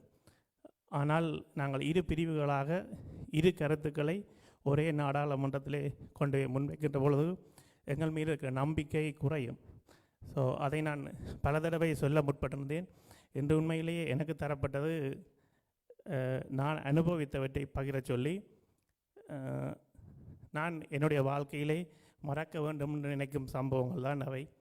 நான் பல தடவை அதனால் தான் அதை பற்றி கதைப்பதே இல்லை என்றால் அதை பற்றி கதைக்க வழிகிட்டால் உண்மையிலேயே வார்த்தைகள் வராது என்று சொன்னால் நான் இழந்தவை ரொம்ப அதிகம். என்னை விட இழந்தவர்கள் நிறைய பேர் இந்த மண்ணிலே வாழ்ந்து கொண்டிருக்கிறார்கள். எல்லோரும் அதை பற்றி கதைக்க விரும்புவதில்லை. காரணம், அனைவரும் அதை மறக்க விரும்புவார்கள். நான் இழந்தவை ஒரு கொஞ்சம்தான். என்னை விட அந்த மண்ணிலே இறுதி யுத்தம் மட்டும் நின்று அதை அந்த வலியையும் வேதனையும் பார்த்தவர்கள் நிறைய பேர். ஸோ அப்படியானவர்கள் அந்த எங்களுக்கு ஏற்பட்டது இன அழிப்பு இல்லை என்று எங்களுடைய அமைப்பு ஒன்று சொல்கின்ற பொழுது அது எவ்வளவு வலிக்கும் என்று உங்கள் அனைவருக்கும் தெரியாது. அனுபவித்த எங்களுக்கு தான் தெரியும். கனேடிய மண்ணிலே நாங்கள் அகதிகளாக வந்தோம். 2010ஆம் ஆண்டு சன்சி என்ற கப்பல் மூலம் அகதிகளாக வந்தோம். எங்கள் கப்பலிலே வந்த பெரும்பான்மையானவர்கள் அந்த யுத்தத்திலிருந்து தப்பி வந்த யுத்த அகதிகள். நாங்கள் பெரும்பான்மையானவர்கள் அந்த போர்க்கூட்டத்தின் நேரடி சாட்சிகள். ஆனால் எங்களுக்கு அன்று கனேடிய அரசு தந்த பெயர் நாங்கள் பயங்கரவாதிகள். நான் நினைக்கிறேன் ஜாலினி சொன்ன மாதிரி எங்களை அன்று அவர்கள் பார்த்த விதம் நாங்கள் பயங்கரவாதிகள். அப்படித்தான் எங்களை கனடிய அரசு பாவித்தது, எங்களை அப்படித்தான் நடத்தியது. எங்களுடைய ஒவ்வொரு அகதி வழக்கு கோரிக்கையை நீங்கள் எடுத்து பார்த்தீங்கன்னு சொன்னால் அது ஃபுல்லாக எங்களுடைய மக்களின் ரத்தம் சதையுமாய் நிறைந்திருக்கும். என்றால் எங்களுடைய ஒவ்வொருவருடைய கதையும் அதை பின்னோட்டு தான் இருக்கும். ஏன்னா நாங்கள் அங்கேருந்து பாதிக்கப்பட்டு அதன் மூலம்தான் இங்கே வந்தவர்கள். ஆனால் எங்களுடைய அத்தனை அகதி கோரிக்கைகள் நிராகரிக்கப்பட்டு அதற்கு பிற்பாடு தான் நிறைய போராட்டங்களின் பின்புதான் எங்களுடைய அகதி கோரிக்கை ஏற்றுக்கொள்ளப்பட்டது. நான் இனிதை சொல்கிறேன் என்று சொன்னால் இன்றைக்கு அத்தனை கனேடிய பெரும்பான்மை கட்சிகளும் இலங்கையில் ஏற்பட்டது இனஅழிப்புத்தான் என்றதை உறுதியாக ஏற்றுக்கொண்ட பிற்பாடும் எங்களுடைய ஒரு அமைப்பு அதை ஏற்றுக்கொள்ளவில்லை என்பது மிக மிக மனப்படுத்தமான செய்தி. அதன் சில ஆதங்க வெளிப்பாடுகள் தான் அந்த அமைப்புக்கு எதிராக சில காட்டமான ஒரு வார்த்தை பிரயோகங்கள் அதெல்லாம் வெளிவரும் எங்கள் மனதில் இருந்து. ஏனென்றால் அது எங்களுடைய ஆற்றாமையின் வெளிப்பாடு. எங்கள் மக்களையே நாங்கள் என்றைக்குமே எம்முடைய தமிழ் மக்களை நாம் என்றைக்குமே நோக்கடிக்கவோ காயப்படுத்தவோ விரும்ப மாட்டோம். ஏனென்றால் அது எங்கள் மீது தான் இந்த விழும். ஏன்னா நாங்கள் ஒரு இனமாக செயல்பட வேண்டும். இந்த இடத்திலே நான் நினைக்கின்றேன் இதை இந்த கனேடிய தமிழ் காங்கிரஸ் சார்பாக அங்கத்துவம் வகிக்கின்றவர்களோ அல்லது இதில் இருப்பவர்களோ யாராவது இந்த நிகழ்வை பார்த்து கொண்டிருந்தால் உங்களுக்கு வேணுமென்றால் நான் பார்த்த ஒரே ஒரு சம்பவத்தை உங்களுக்கு கூறி என்னுடைய இந்த உரையை முடிக்கலாம் என்று நினைக்கின்றேன். நான் நினைக்கிறேன் கிட்டத்தட்ட நாங்கள் ஒவ்வொரு இடம்பெயர்ந்து ஒவ்வொரு இடத்திலையும் இடம்பெற்ற ஒவ்வொரு சம்பவங்களையும் உங்களுக்கு சொல்ல நான் விரும்பவில்லை. புது மாதத்தில் நடந்த ஒரு சம்பவம் அது எனக்கு இன்று வரைக்கும் என் மனதிலே இந்த அழியாத ஒரு சம்பவம். புது மாதத்தில் நாங்கள் என்ன சொன்னால் இடம்பெயர்ந்து நாங்கள் போய் ஒரு தரப்பால் கொட்டில் போட அதுக்கு நான் இருப்போம். கடற்கரையில் தரப்பால் கொட்டில் போட்டு எப்படி உங்களுக்கு எல்லாம் தெரியும். இலங்கை அரசாங்கத்தில் மேற்கொள்கிற அத்தனை எறிகணையும் மக்கள் எங்களுக்கு மேலான் விழும். ஸோ அதில் ஒவ்வொரு எறிகணைக்கும் எங்களோட உயிர்கள் போய் கொண்டு தான் இருக்கும். அதில் ஒவ்வொரு எறிகணையிலையும் நாங்கள் யாரும் தப்பி பிழைப்புன்றது அது ஒரு என்னோட சொல்கிறது அது ஒரு தெய்வீக சம்பவம்னா சொல்லலாம். அன்றைக்கும் அப்படித்தான் வளமை போல் எறிகணை எங்களுக்கு என்ன சொன்னால் நாங்கள் சொல்வார்கள் யுத்தத்தில் பிற்காலத்தில் வேலை செய்கிறாங்க மாதிரி தான் நாங்கள் என்ன சொன்னால் யுத்தம் நடக்கும் ஒரு பண்ட் இருக்கும் அதுக்கு அங்கால யுத்தம் நடக்கும் இந்தியாவில் நாங்கள் இருப்போம். ஸோ அங்கால என்ன இப்போ வரைக்கும் சத்தத்தை கேட்டால் எங்களுக்கு தெரியும் அது எங்கே போகும் எங்கே வருமென்று தெரிகிற அளவுக்கு மக்கள் அவ்வளவு பக்குவப்படுறது நாங்கள் அவ்வளோ இறங்கின. அப்போ இறங்கின சத்தம் கேட்க எங்களோட அம்மா சொல்லுவா இது இங்கே வரும் ஸோ எல்லோரும் மங்கருக்கு வாங்கணும். ஸோ அப்படி அந்த அளவுக்கு எங்களுக்கு அந்த யுத்தம் எங்களை அவ்வளோத்துக்கு தயார்படுத்தி இருந்தது. ஸோ அன்றைக்கு நாளைக்கு காலை பொழுது ஸோ வெளிக்கிட்டு வெளியால் அம்மா இல்லை நாங்கள் என்ன செய்யணும் ரொட்டி சுட்டு வைக்கிறாங்க அதுதான் எங்களுக்கு சாப்பாடு ஒரு 4-5 நாளைக்கு. ஏன்னா எப்போ நினைக்கும் நாங்கள் எப்போ திருப்பி வெளியால் வரலாம்னு தெரியாது. ஸோ அன்றைக்கு விடிய வெளிக்கிட்டு அம்மா ரொட்டி சுட்டுருக்காங்க வெளியால் நாங்கள் எல்லோரும் வேற இறங்கின சத்தம் கேட்குது. கேட்க அம்மா சொல்கிறா இங்கான் வரப்போது எல்லோரும் வாங்க வங்கிருக்கேன். ஸோ எல்லோரும் வங்கருக்குள்ளே போயிட்டேன். நான் வங்கல் வாசலில் இருக்கிறேன். இறங்கின கொண்டு விழுது அப்படியே விழுந்து வெடிக்குது. வெடிச்சு முடிய என்னுடைய பங்கருக்கு நேர சரியாக ஒரு வயசு போன ஒரு ஐயா அவரால் அப்படி வந்து அவருடைய ஒரு விழுந்து அவர்கிட்ட காலில் பெரிய ஒரு காயம் உண்டு. ஸோ அவர் இப்போ என்ன தம்பி வந்து ஹெல்ப் பண்ணுன்னு சொல்லி அப்போ எங்கள்ட அம்மா இருக்கின்ற கையை பிடிச்சிட்டு அப்போ அதை இன்னும் செல் அடித்து முடியலை, முடிஞ்ச அப்புறம் போவோம்ண்டு. ஆனால் அவருடைய அந்த வேதனையும் வலியையும் பார்த்தா நான் செய்யணும். அப்போ நான் நம்மளோட கையை தட்டிட்டு நான் எழும்பி போகிறேன், அவருக்கு ஏதாவது ஹெல்ப் பண்ணுவோம்னு சொல்லி எழும்பி போக திருப்பி எழுதி எனக்கு சத்தம் கேட்குது. ஆனால் அதை எனக்கு அந்த காதில் அது விளையில்லை. ஸோ அவரை ஹெல்ப் பண்ண அவருக்கு கிட்ட போவேன். அப்போ அங்கே பக்கத்தில் மங்கர் இருக்குது. அப்போ அங்கால இந்த இன்னும் ஒரு வயசு போன ஒரு ஐயோரால் இவருக்கு ஹெல்ப் பண்ண ஓடியிருந்தவர். அப்போ அவர்கிட்ட வந்துட்டு தம்பி செல்லிங்காட்டா வருதுன்னு சொல்லி என்ன இப்படி தள்ளி விடுறார். தள்ளி விட்டுட்டு அப்படியே அந்த அடுத்த செல் விழுந்து அது எல்லாம் போக மூட்டமாகி. ஸோ நான் ஒலிம்பி பார்த்தேன், ஓகே முடிஞ்ச செல்லுண்டு ஒலிம்பி அந்த காயப்பட்டவரை அப்போ TROலேருந்து வந்துட்டாங்க, அவரை ஏற்றி விடுறேன். அந்த என்ன தள்ளி விட்டு அந்த ஐயா அந்த காலத்தை அப்படி அறுபட்டு விழுந்துட்டு அது உண்மையிலேயே அன்றைக்கு என்னுடைய போக வேண்டியது. அவர் அந்த இடத்துலையே சரி என்னால் இன்று வரைக்கும் அந்த சமூகத்தை மறைக்கலான்னு சொன்னால் அவரே அப்படியே அங்கால் இந்த ஒரு பங்கரக்க போட்டு மூடிட்டு அப்படியே வந்துடுறாங்க. ஸோ இப்படி நிறைய சம்பவங்கள் நான் அதை இப்படி கதைக்க விரும்புகிறேன். இன்றைக்கு உண்மையிலேயே அப்படி நான் கேட்ட காரணத்துக்காக தான் வந்தேன். நான் கிட்டத்தட்ட முதல் 2010ஆம் ஆண்டு காட்சி அப்புறம் நான் எங்கேயுமே போக விரும்புகிறேன்டா எனக்கு இந்த சம்பவங்களை நினைச்சா அது உண்மையிலேயே நித்திர வராது. இது ஒரு சம்பவம், இப்படி நிறைய இருக்குது. ஒவ்வொரு கட்டத்திலையும் நாங்கள் பார்த்தது நிறைய. ஏன்னா அவன் அடித்த ஒவ்வொரு செல்லுக்கும் ஒவ்வொரு உயிர் போகும், அது ஒவ்வொரு விதமாக போகும். எனக்கு படித்த டீச்சர்ஸ், என்னுடைய படித்த ஸ்டூடெண்ட்ஸ், நான் படித்த கிட்டத்தட்ட 180 ஸ்டூடெண்ட்ஸில் நான் கடைசியாக மிஞ்சினாக்களும் 25 பேர் தான் எங்களோட ஒரு ஸ்கூலில். ஸோ அப்படி எல்லாத்தையும் பார்த்தீங்கன்னா எங்களோட ஒரு சமூகமே இல்லை சார். ஒவ்வொருத்த வேலையும் வேதனையும் இந்த மாதங்களில் ரொம்ப இதாக வரும், ஆனால் எங்களால் எதுவுமே செய்ய முடியாது. ஸோ என்னுடைய கம்பல் ரிக்வெஸ்ட் கனேடிய தமிழ் காங்கிரஸ்கிட்ட, ஸோ இதை உணர்ந்து கொள்ளுங்க நீங்கள். ஸோ ஜெனோசைட் என்ற வேர்ஸை தயவு செய்து பாவிங்க. உங்களுக்கு பாவிக்க விருப்பம் இல்லையென்றா தயவு செய்து உங்களோட அமைப்பு சார்பாக எந்த ஒரு நிகழ்வையும் மே மாதத்தில் செய்யாதீங்க, அதையாவது செய்யுங்க. உங்களுக்கு ஜெனோசைட் என்ற வீட்டை பாவிக்க முடியாதுன்னு சொன்னால் நீங்கள் மே மாதத்தில் தமிழருக்கு சார்பாக எந்த ஒரு நிகழ்வையும் செய்யாதீங்க, அதையாவது விட்டுட்டுருங்க.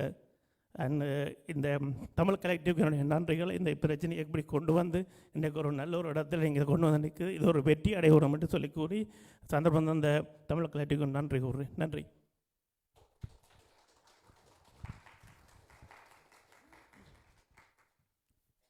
நன்றி பிரணவன். இது ஒரு மிகவும் கடினமான ஒரு பணி அவருக்கு இருந்தது. அவர் தன்னுடைய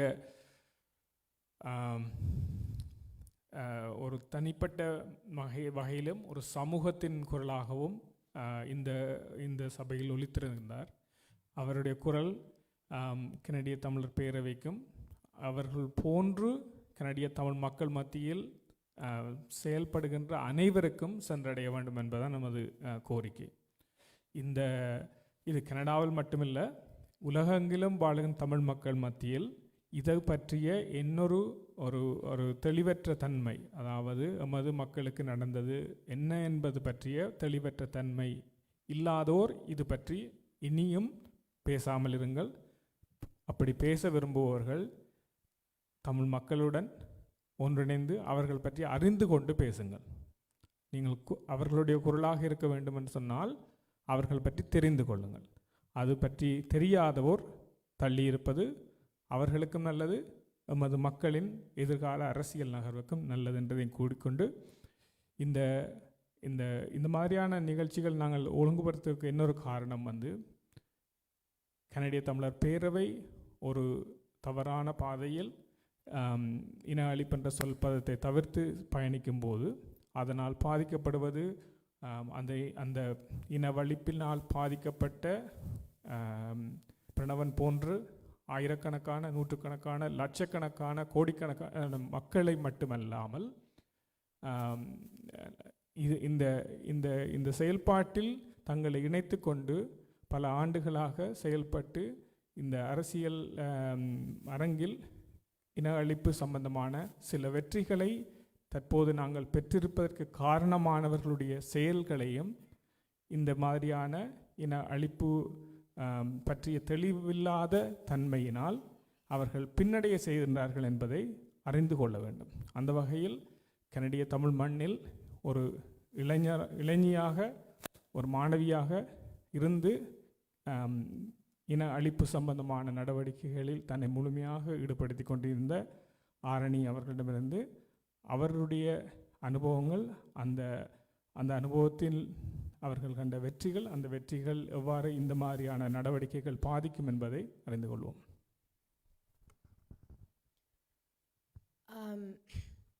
இலங்கையில் நடந்தது வந்து ஒரு படுகொலை என்று நாங்கள் சொல்லாட்டி நாங்களே எங்களோட இனத்துக்கு மட்டுமில்லை, இனி வரும் சமுதாயத்துக்கும் உலக ரீதியாக நடக்கிற இலங்கை படுகொலைக்கும் நாங்கள் வந்து ஒத்துழைக்கிறோம்ன்றதை நாங்கள் அறிஞ்சு கொள்ளணும். நான் வந்து இந்த போராட்டத்தில் வந்து தொடங்கிக்கல, எனக்கு சரியான இளமையான வயசு, நான் இன்று தான் பிறந்து வளர்ந்த நான். ஆனால் கரும்புலி தினம் வந்து நான் இலங்கையில் தான் இருந்தேன். என் குடும்பத்தோடு நாங்கள் போயிருக்கேக்கல கரும்புலி தினம் நடந்து கொண்டு இருந்தது. அதில் வந்து விதுஷா அக்கா, துக்கா அக்காக்கள் எங்களோட பக்கத்தில் இருந்து காய்ச்சி கொண்டிருந்தவே. அப்போ அவையோட காய்ச்சி கொண்டிருந்த நேரத்தில் வந்து அவை எனக்கு ஏன் தங்களுக்கு இந்த போராட்டம் முக்கியம், நாங்கள் ஏன் கரும்புலிகளாக போகிறோம், என்னத்துக்காண்டி எங்களோட உயிர்களை நாங்கள் அர்ப்பணித்து இந்த இயக்கத்துக்களை நாங்கள் வந்து போயிருக்கிறோம், எவ்வளோத்தையெல்லாம் இறந்துருக்கிறோம்ண்டு வடிவாக இருந்து எனக்கு அப்போக்கில் எனக்கு ஒரு 13 வயசு இருக்குமென்னு நினைக்கிறேன். வடிவாக சொல்லிட்டு அடுத்த நாள் எனக்கு வந்து தலைவெட்ட படத்தை தந்தவே துக்காக்கா தான் கொண்டு வந்து தந்தவா தன் கையெழுத்தோட. அப்போ நான் சொன்னேனே எனக்கு இதை கொண்டு வந்து தாரிங்கள்ண்டு. அவள் சொன்னால், நான் ஒரு காலத்தில் இல்லாட்டியும் எங்களோட மக்களுக்காண்டி நீங்கள் வழியால் இருக்கிற நீங்கள் தான் குரல் கொடுக்கணும். உங்களுக்கு இருக்கிற பொறுப்பு வந்து எங்களோட மக்களுக்காண்டி, எங்களோட பிள்ளைகளுக்காண்டி, என்ன மாதிரி அக்காக்களுக்காண்டி நீங்கள் செய்ய வேண்டிய ஒரே ஒரு கடமை எப்பவும் குரல் கொடுக்கறது தான். நியாயத்துக்கும் நீதிக்கும் நீங்கள் பயப்பட வேண்டாம். ஒரு காலமும் எங்களோட இயக்கமோ எங்களோட மக்களோ உங்களை விட்டு போக மாட்டினோம். நாங்கள் உங்களுக்காண்டி தான் இதை செய்கிறோம் என்றதை நீங்கள் அறிஞ்சு கொள்ளணும் என்று வடிவா சொன்னவா. அது வந்து நான் அப்பேக்கில் வந்து நான் 13 வயசு. கடைசி காலங்களில் வந்து நாங்கள் இந்த போராட்டத்தை வந்து இறுதி கட்டங்களில் வந்து நான் சரியான ஒரு டீப்பாக இன்வால்வ் ஆகினான். அப்பேக்கில் என் அம்மாவோ அப்பாவோ கூப்பிட்டு சொன்னவே, இந்த வா, உனக்கு இது தேவையில்லை, நீ படிக்கிற வயசு, போய் படித்தா பிறகு வந்திருந்து செய்கிறத செய்யண்டவே. அப்போ நான் சொன்னான், அப்படி எல்லாரும் நினச்சிருந்தா இன்றைக்கு நீங்கள் வழியால் வந்திருக்கலாமா, மற்றது நாங்கள் வந்து எங்களோட மக்களுக்காண்டி குரல் கொடுக்காட்டி யார் எங்களை கேட்பினமண்டு. உண்ணாவிரதம் இருந்த நாங்கள் நீதன அதில் இருந்தவர் எங்களோட உண்ணாவிரதங்களில் இருந்து, போராட்டத்துங்களில் இருந்து, சிசிஸோட சண்டை பிடிக்கிறதுல இருந்து, RCMPயோட சண்டை பிடிக்கிறதுல இருந்து, எத்தனையோ தரம் மேடையில் வந்து ஒரு ப்ரெஸ் கான்ஃபரன்ஸ் நடந்து எனக்கு எல்லாம் ஞாபகம் இருக்குது. இதான் எங்களோட ஃபர்ஸ்ட் ப்ரெஸ் கான்ஃபரன்ஸ். ஃபாதர் இருக்கிறார், கணக்கு பேர் இருக்கிறோம். அவங்களுக்கு கேட்குறாங்களங்களை, நீங்கள் ஒரு டெரரிஸ்ட்டு சப்போர்ட் பண்ணுறீங்களண்டு. நாங்கள் சொன்ன பதில் அது நான் சொன்னான், I said Nelson Mandela was once named a terrorist and today he's a world-renowned hero. அதே மாதிரி எங்களோட இயக்கம், எங்களோட புலிகள், எங்கள் மக்கள், நாங்கள் எங்களுக்கு நடந்த வேதனையால் வந்து நாங்களே அழிச்சோமென்றால் அந்த நேரத்தில் ஆயிரக்கணக்கான மக்கள், வயசு வந்த ஆக்கள் சரி, குழந்தைகள் சரி, எவ்வளோ கத்தி அழுது குளாரி. இன்றைக்கு இந்த படங்களை நான் இப்போ பார்க்குறேன் இல்லை, ஏனெண்டா உண்மையாகவே எனக்கு அதை பார்க்கக்கூடிய ஒரு இது இல்லை. அது வந்து ஒரு சம்டைம்ஸ் நான் நினைக்கிறேன் கனவாண்டு, ஏண்டா ஒரு ட்ரமேட்டிக்கான ஒரு என்னென்று சொல்கிறது,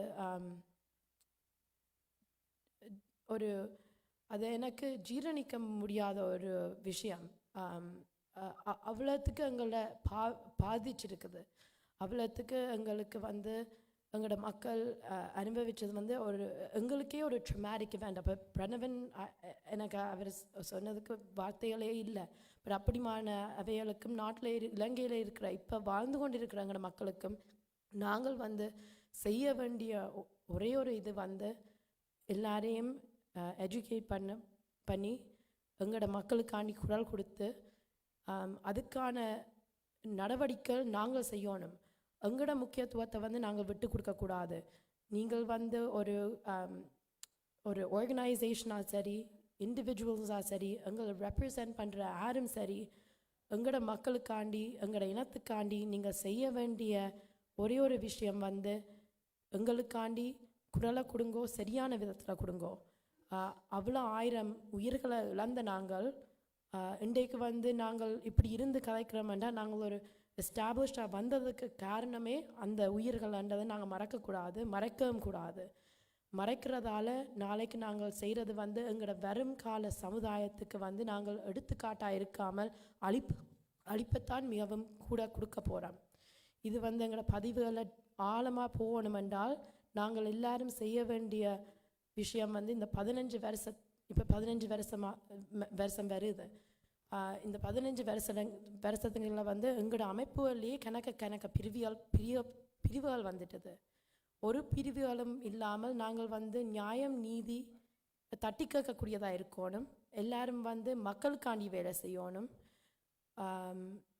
இலங்கைக்காண்டி வேலை செய்கிறோம்ன்றது வந்து நியாயத்துக்கும் இது பயப்படாமல் எல்லாரும் குரல் கொடுக்கணும்ன்றது தான் என்னுடைய வேண்டுகோள். And the most important thing that I'd like to end with is that genocide is not something that happened to us in the past 15 years. It's a lived experience of the Tamil community and the Ulam Tamil diaspora for over 30 years.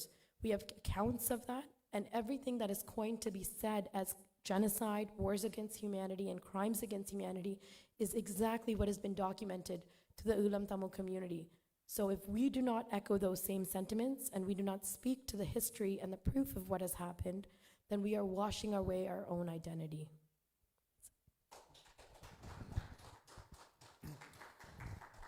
Thank you Arani. அடுத்ததாக மிகவும் முக்கியமான ஒரு நபர், எங்களுக்கு வழிகாட்டியாக பல்வேறு தளங்களில் செயல்பட்டு வருவர், தமிழ் மக்களால் அறியப்பட்டவர். 95ஆம் ஆண்டு தமிழ் மக்கள் யாழ்ப்பாணத்திலிருந்து இடம்பெயர்ந்ததிலிருந்து மக்களோடு பயணித்த ஒரு ஒரு ஒரு சமூக தொண்டர் ஃபாதர் சந்திரகாந்தன் அவர்களை இணைத்துக் கொள்கின்றோம். அவர் தற்போது டொரண்டோவில் இல்லாததனால் ஜூம் அழைப்பில் தொடர்பு கொண்டு அவர் இணைத்துக் கொள்கின்றோம். வணக்கம் father.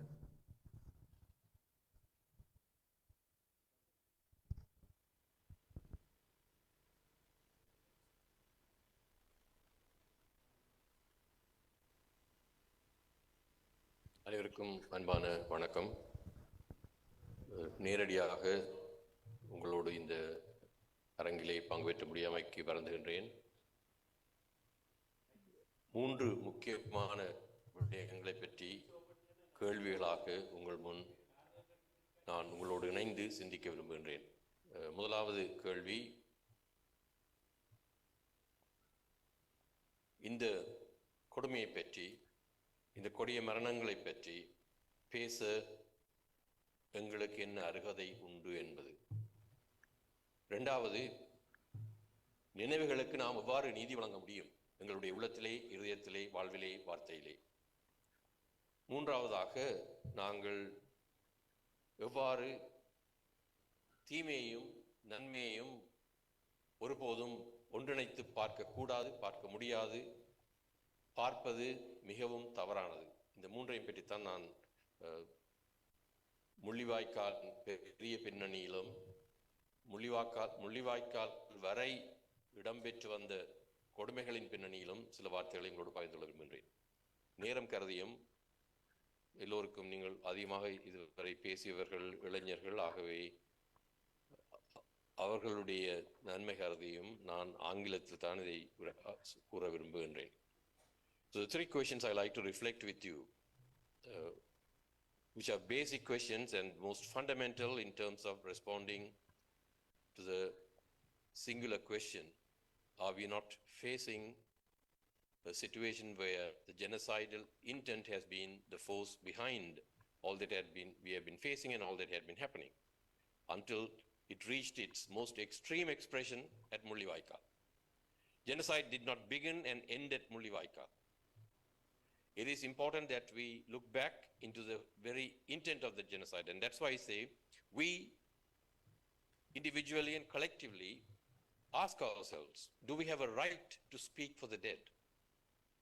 How can I articulate the meaning of their suffering, their pain, their death, their dreams, their life that was snatched completely away from them, Remember the children about whom the previous speaker from Multivaikal spoke. Can you give articulation to the shrieky and screamy voices? Can you hear them? And if we hear them, are we legitimately able to speak or to say that we in some way represent them? No, they have spoken with their death. And the question remains is, are we willing to listen to the language of the dead? We need to open our ears, much more our hearts, to listen to that. They are asking that question to us. What did you do with my future? You destroyed it. Children, young women, young men, and hundreds and thousands of others. I remember when I buried the mangled pieces of 3 children who were killed on 6th of August, 1995, when through aerial bombardments at Rasapade. And that memory can never be taken away from you. It becomes part of you. It is part of your very self. And as a previous speaker said, one does not want to revisit that because it tells you that you will damage that person who died, because you will attempt to speak for the person. Therefore, no one has the right to speak for the dead, for the children. No one can articulate what they have underwent. But we have a duty. For a survivor, writing or speaking about what he or she remembers is not a profession. It's a vocation. It's a calling. And that calling comes from inside. We need to, at some stage, at least make an effort to articulate their dreams, their lost lives, their lost future. And secondly, I spoke about memory. Can we do justice to the memory that we carry, the collective memory and also the individual memory that we carry? And this is very important because it tells us where we stand with regard to events that we have seen, read, heard about, or been part of in some form. Are we using it in order that we may get promotions, in order that we may get established in a political profession? Or are we doing justice to the memory because it's a deeper calling from inside, which tells us that neutrality in such a situation is impossible? You have to decide. I remember the killers for the atrocities they did, but I remember the victims, and I had to find 1,000 words to express that. I have to find 1,000 reasons to bring that out. That is where I get fully convinced that that being neutral is nonsensical. One has to stand by the side of the victims. Then only you will hear the cry of the victims. Then only you will somehow at least try to internalize the feelings and pain and anxiety and worry of those victims. We read about it. We see it in pictures. We saw how just because they were Tamils, they were marked, they were isolated, they were caged behind barbed wire fences. They were humiliated. They were demoralized. They were beaten, tortured, denuded, made naked, shot, killed, murdered, maimed. Why? Majority of them, because majority of the innocent, because they were Tamils. They spoke a language. They belonged to a culture. They articulated their life within a defined tradition. And that was their death warrant, which they carried, and we carried. I lived there until 1996, and I know what it means. And that's why my understanding of what happened at Mullivaikal, much later, is very different from those who had never heard the sound of a shell. And therefore, no wonder that they deny that there was no genocide. We have to accept, we have to touch our hearts and say, there are fraudulent, bogus refugees in here. We have no right to claim refugee status on somebody else's death, on quoting the manner in which somebody else was arrested, tortured, detained, and destroyed. And people have not had even a pin hurting them. I have done translations and interpretations on legal basis. I've been appointed by the Supreme Court of Canada as an expert on Sri Lankan religions. And I do know there are cases in which we falsify things because, and therefore it's not difficult for us to join those who try to bring out deception and distortion.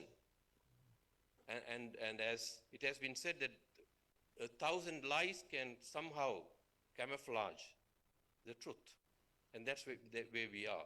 And this is something very serious. We cannot leave it in the hands of people without any professional approach to what genocide is. It cannot be left in the hands of gas station attendants and retail stores accountants. It can neither be left in the hands of paralegals and post-peons.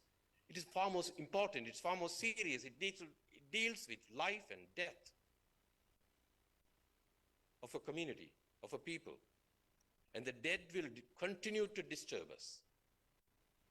The question is, are we willing to listen to that language? And finally, can we confuse between what is good and what is evil? Have we not to ask that question? Have we ever stand on the side of evil consciously, deliberately, willfully, and intentionally? No, we cannot confuse. Murder, mayhem, death, destruction, torture, this is evil. This is inflicted on people who have not done nothing to incur it. And therefore we need to choose between good and evil. And we should be always on the side of good if we believe in any values. And that's why these are ultimate questions that we should ask ourselves. Our duty to remember is a constant reminder to us in our minds, asking us whether we have decisively chosen to stand on the side of truth. Truth is good. Untruth, deception, distortion, manipulation are all evil. Even United Nations can enter into that. It has entered. To say that the world did not know what was happening in Mullawaikal is wrong. The world knew everything, but it did nothing. Even those few people who were trying to do something good, they were brought out. Whether it is the United Nations Refugee Commission that was there, or the International Committee of the Red Cross. When they left, you see how the people were screaming and crying and weeping and wailing. Do not leave, because they knew that this is a declaration of death warrant on them. Genocide does not happen in terms of time, nor does it happen in terms of numbers. Read any book on genocide. One of the latest ones is from the University of Oxford, which has come about the world history on genocide by Norman Neymar. And he gives us the whole history, where he clearly speaks about it's not numbers, it's not time that determines it. No one has a clear, perfect, definite definition about what genocide is. Let us not go into that whole analysis of it, but what's important is the inner intention to deny it in order that we may get some other favors. Even governments can do it. Government can entice us with funds. It can entice us with enormous amount of money in order to do some fraudulent research. It's like someone who writes a beautiful poetry about bombing, who has never heard even the sound of a bomb. This has happened. This is the way to trivialize it, to banalize it. And this is essentially an insult against the dead. And we should be cautious about it. Those who write it and even those who read it. Because our community has given into this kind of fraudulent practices, and it has to stop. Either we do it sincerely, truthfully, meaningfully, deep from our hearts, or we stay away, let someone else do it. That's why I asked, does anyone have the authority to speak for the dead? No, nobody. They have spoken their language. They have told us what it is, and that is the language of death. Even in thought, I refuse to violate the privacy of the dead. I have seen number of dead bodies between the period of 1990 to 96 when I lived in Jaffna. After every bomb, whether it is Nawali bombing, or whether it is Nawalpuri bombing, or when it happened at Nagarkoil bombing of 32 children were killed in one day within a matter of 7 minutes, when the International Committee of the Red Cross brought all those mangled pieces of children's dead bodies in their trucks and landed them behind the hospital at Victoria Street in Jaffna Hospital. So these are scenes which we would like to revisit for the sake of publicity or for the sake of professional speeches. No. These are sacred realities. Every life is sacred, just as every death is sacred. And until we come to terms with that, the death will definitely disturb us. They will traumatize us. And therefore we have to be cautious. Either silence is the best language there, but against this malignant form of distortion and deception, we can only fight with language. We can only fight with words. Words are used in camouflage forms. Diplomacy and duplicity and other obfuscations are used in order to cover it up, to pass it above, to pass above it, and to trample upon it. We will not allow it. We cannot allow it, and we should not allow it. History will accuse us also. History will pass a judgment on us. We who have been witnesses cannot keep quiet. We speak because keeping silence is to stand on the side of the aggressor. It is to stand on the side of the killer. And therefore we continue to speak. And we are the only weapon we have is the weapon of words, but words of truth. And words of truth which stand on the side of goodness and not associating with evil. One can never, ever confuse good and evil. And therefore, as we forge ahead in this process, we are taking a very serious step in the name of humanity. We do this in order that this may not only happen to our community,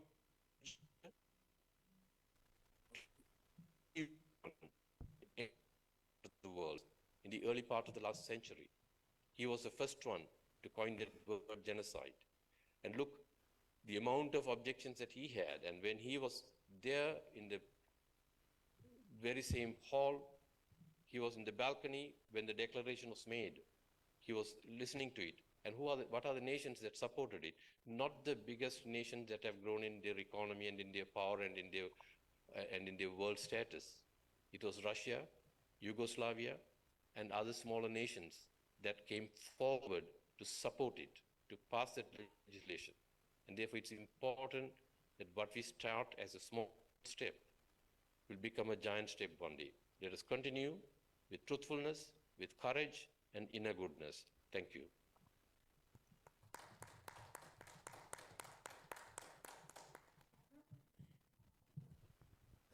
Thank you, Father. நமது மக்களுக்கு நடந்த இன அழிப்பை உலகத்துக்கு சொல்ல வேண்டும் என்று சொன்னால் எமக்குள் உண்மை எது பொய் எது என்பது பற்றிய ஒரு தெளிவு இருக்க வேண்டும். அது பற்றிய தெளிவின் அடிப்படையில் தான் எமது நடவடிக்கைகள் வரலாம். அந்த நடவடிக்கை ஒரு உண்மைத்தன்மை வாய்ந்ததாக இருக்கும் பொழுது உலகத்தால் ஏற்றுக்கொள்ளப்படும். அந்த இன அழிப்பு என்பது ஒரு எண்ணிக்கை சார்ந்தோ அல்லது அந்த இன அழிப்பை செய்தவர்கள் யார் என்பது சார்ந்தோ தீர்மானிக்கப்படுவதில்லை. அது ஒரு இன்னும் முற்றுப்பெறாத ஒரு முடிவு காணாத டெஃபினிஷன்ஸ் இல்லாத ஒரு சொற்பதம். அந்த வகையில் இனவழிப்பு என்பதை நாங்கள் தொடர்ந்து எமது மக்களுக்கு எமது அனுபவத்தினூடாக பெற்றவற்றை எமது மக்களூடாகவும் எமது அரசியல் தலைவர்களூடாகவும் உலக மக்கள் மத்தியில் சொல்லும் பொழுது நமக்கு நடந்ததை உலகம் ஏற்றுக்கொள்ளும் என்ற நம்பிக்கையை கொடுத்து இருந்தார் ஃபாதர். அவருக்கு எமது கனடிய தமிழர் கூட்டின் சார்பில் நன்றியை தெரிவித்துக் கொள்கின்றேன். அடுத்ததாக இந்த நீதிக்கான பயணத்தை எவ்வாறு எமது மக்கள் மத்தியில் குறிப்பாக இந்த இன அழிப்பு சம்பந்தமான நடவடிக்கைகளை முன்னெடுக்கும் அமைப்புகள் மத்தியில் இன அழிப்பு தொடர்பான முழுமையான விளக்கம் இல்லாததால் எவ்வாறு எமது இன அழிப்பு சம்பந்தமான அரசியல் நகர்வுகள் நீதிக்கான தேடல்கள் பாதிக்கப்படும் என்பதை அந்த நடவடிக்கைகளில் முன்னின்று உழைத்த மாரியோ புஷ்பரிடம் பகிர்ந்து கொள்வார். அனைவருக்கும் வணக்கம். கெனடிய தமிழர் பேரவையுடன் ஒரு சில வருடங்கள், அதாவது 2009ஆம் ஆண்டிலிருந்து 2017ஆம் ஆண்டு வரையுமான காலப்பகுதி வரை பயணித்த ஒரு தொண்டன் என்ற முறையில் சில கருத்துக்களை நான் பகிர விரும்புகின்றேன். அவர்களுடைய ஐநா மனித உரிமை சபையில் அவர்களுடைய வேலை திட்டத்தில் ஒரு பங்காளராகவும் நான் 2 தடவைகள் என்னுடைய சட்டக்கல்லூரியின் 1வது ஆண்டு பகுதியில் 2 தடவைகள் கெனடிய தமிழர் பேரவை சார்பில் ஐநா மனித உரிமை சபையிலும் பங்கேற்கக்கூடிய ஒரு வார காலம், 2 தடவையும் 1 வார காலம் அங்கே சமூகம் அளித்து அவர்கள் சார்பாக கருத்துக்களை முன்வைக்க சந்தர்ப்பம் கிடைத்த ஒருவர் என்ற முறையிலும் நான் சில கருத்துக்களை பகிர்ந்து கொள்ள விரும்புகின்றேன். இன அழிப்பு என்பது நான் முதலாவது தமிழர் கூட்டின் 1வது ஊடக சந்திப்பிலே நான் கூறியிருந்தேன். அது ஒரு குற்றவியல் சட்டம் சார்ந்த ஒரு வரைவிலக்கணம் இருக்கின்ற போதிலும் பெரும்பாலும் இந்த இனவழிப்பு என்பதை சர்வதேச அரங்கில் ஏற்றுக்கொள்ளப்படுவது மிகவும் அரசியல் ரீதியான ஒரு முடிவொழிய அது குற்றவியல் சட்டம் சார்பான சில எலிமெண்ட்ஸ் இருக்கின்ற போதிலும் அது மிகவும் அரசியல் ரீதியான ஒரு முடிவு.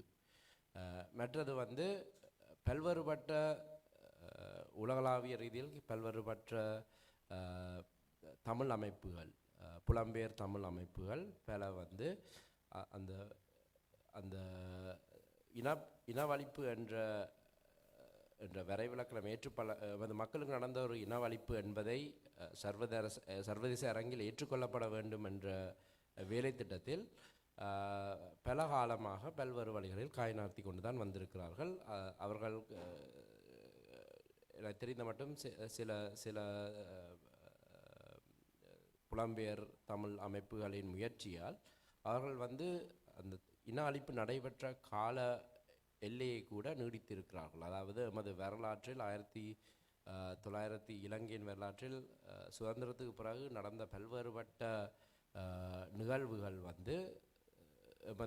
எமக்கு நடந்தது இன அழிப்பு என்பதை எடுத்துக்காட்டுவது என்பதை ஆதாரமாக கொண்டு செல்லக்கூடிய ஐநா சபைக்கு கொண்டு செல்லக்கூடிய வாய்ப்புகளை உருவாக்கி இருக்கிறார்கள்.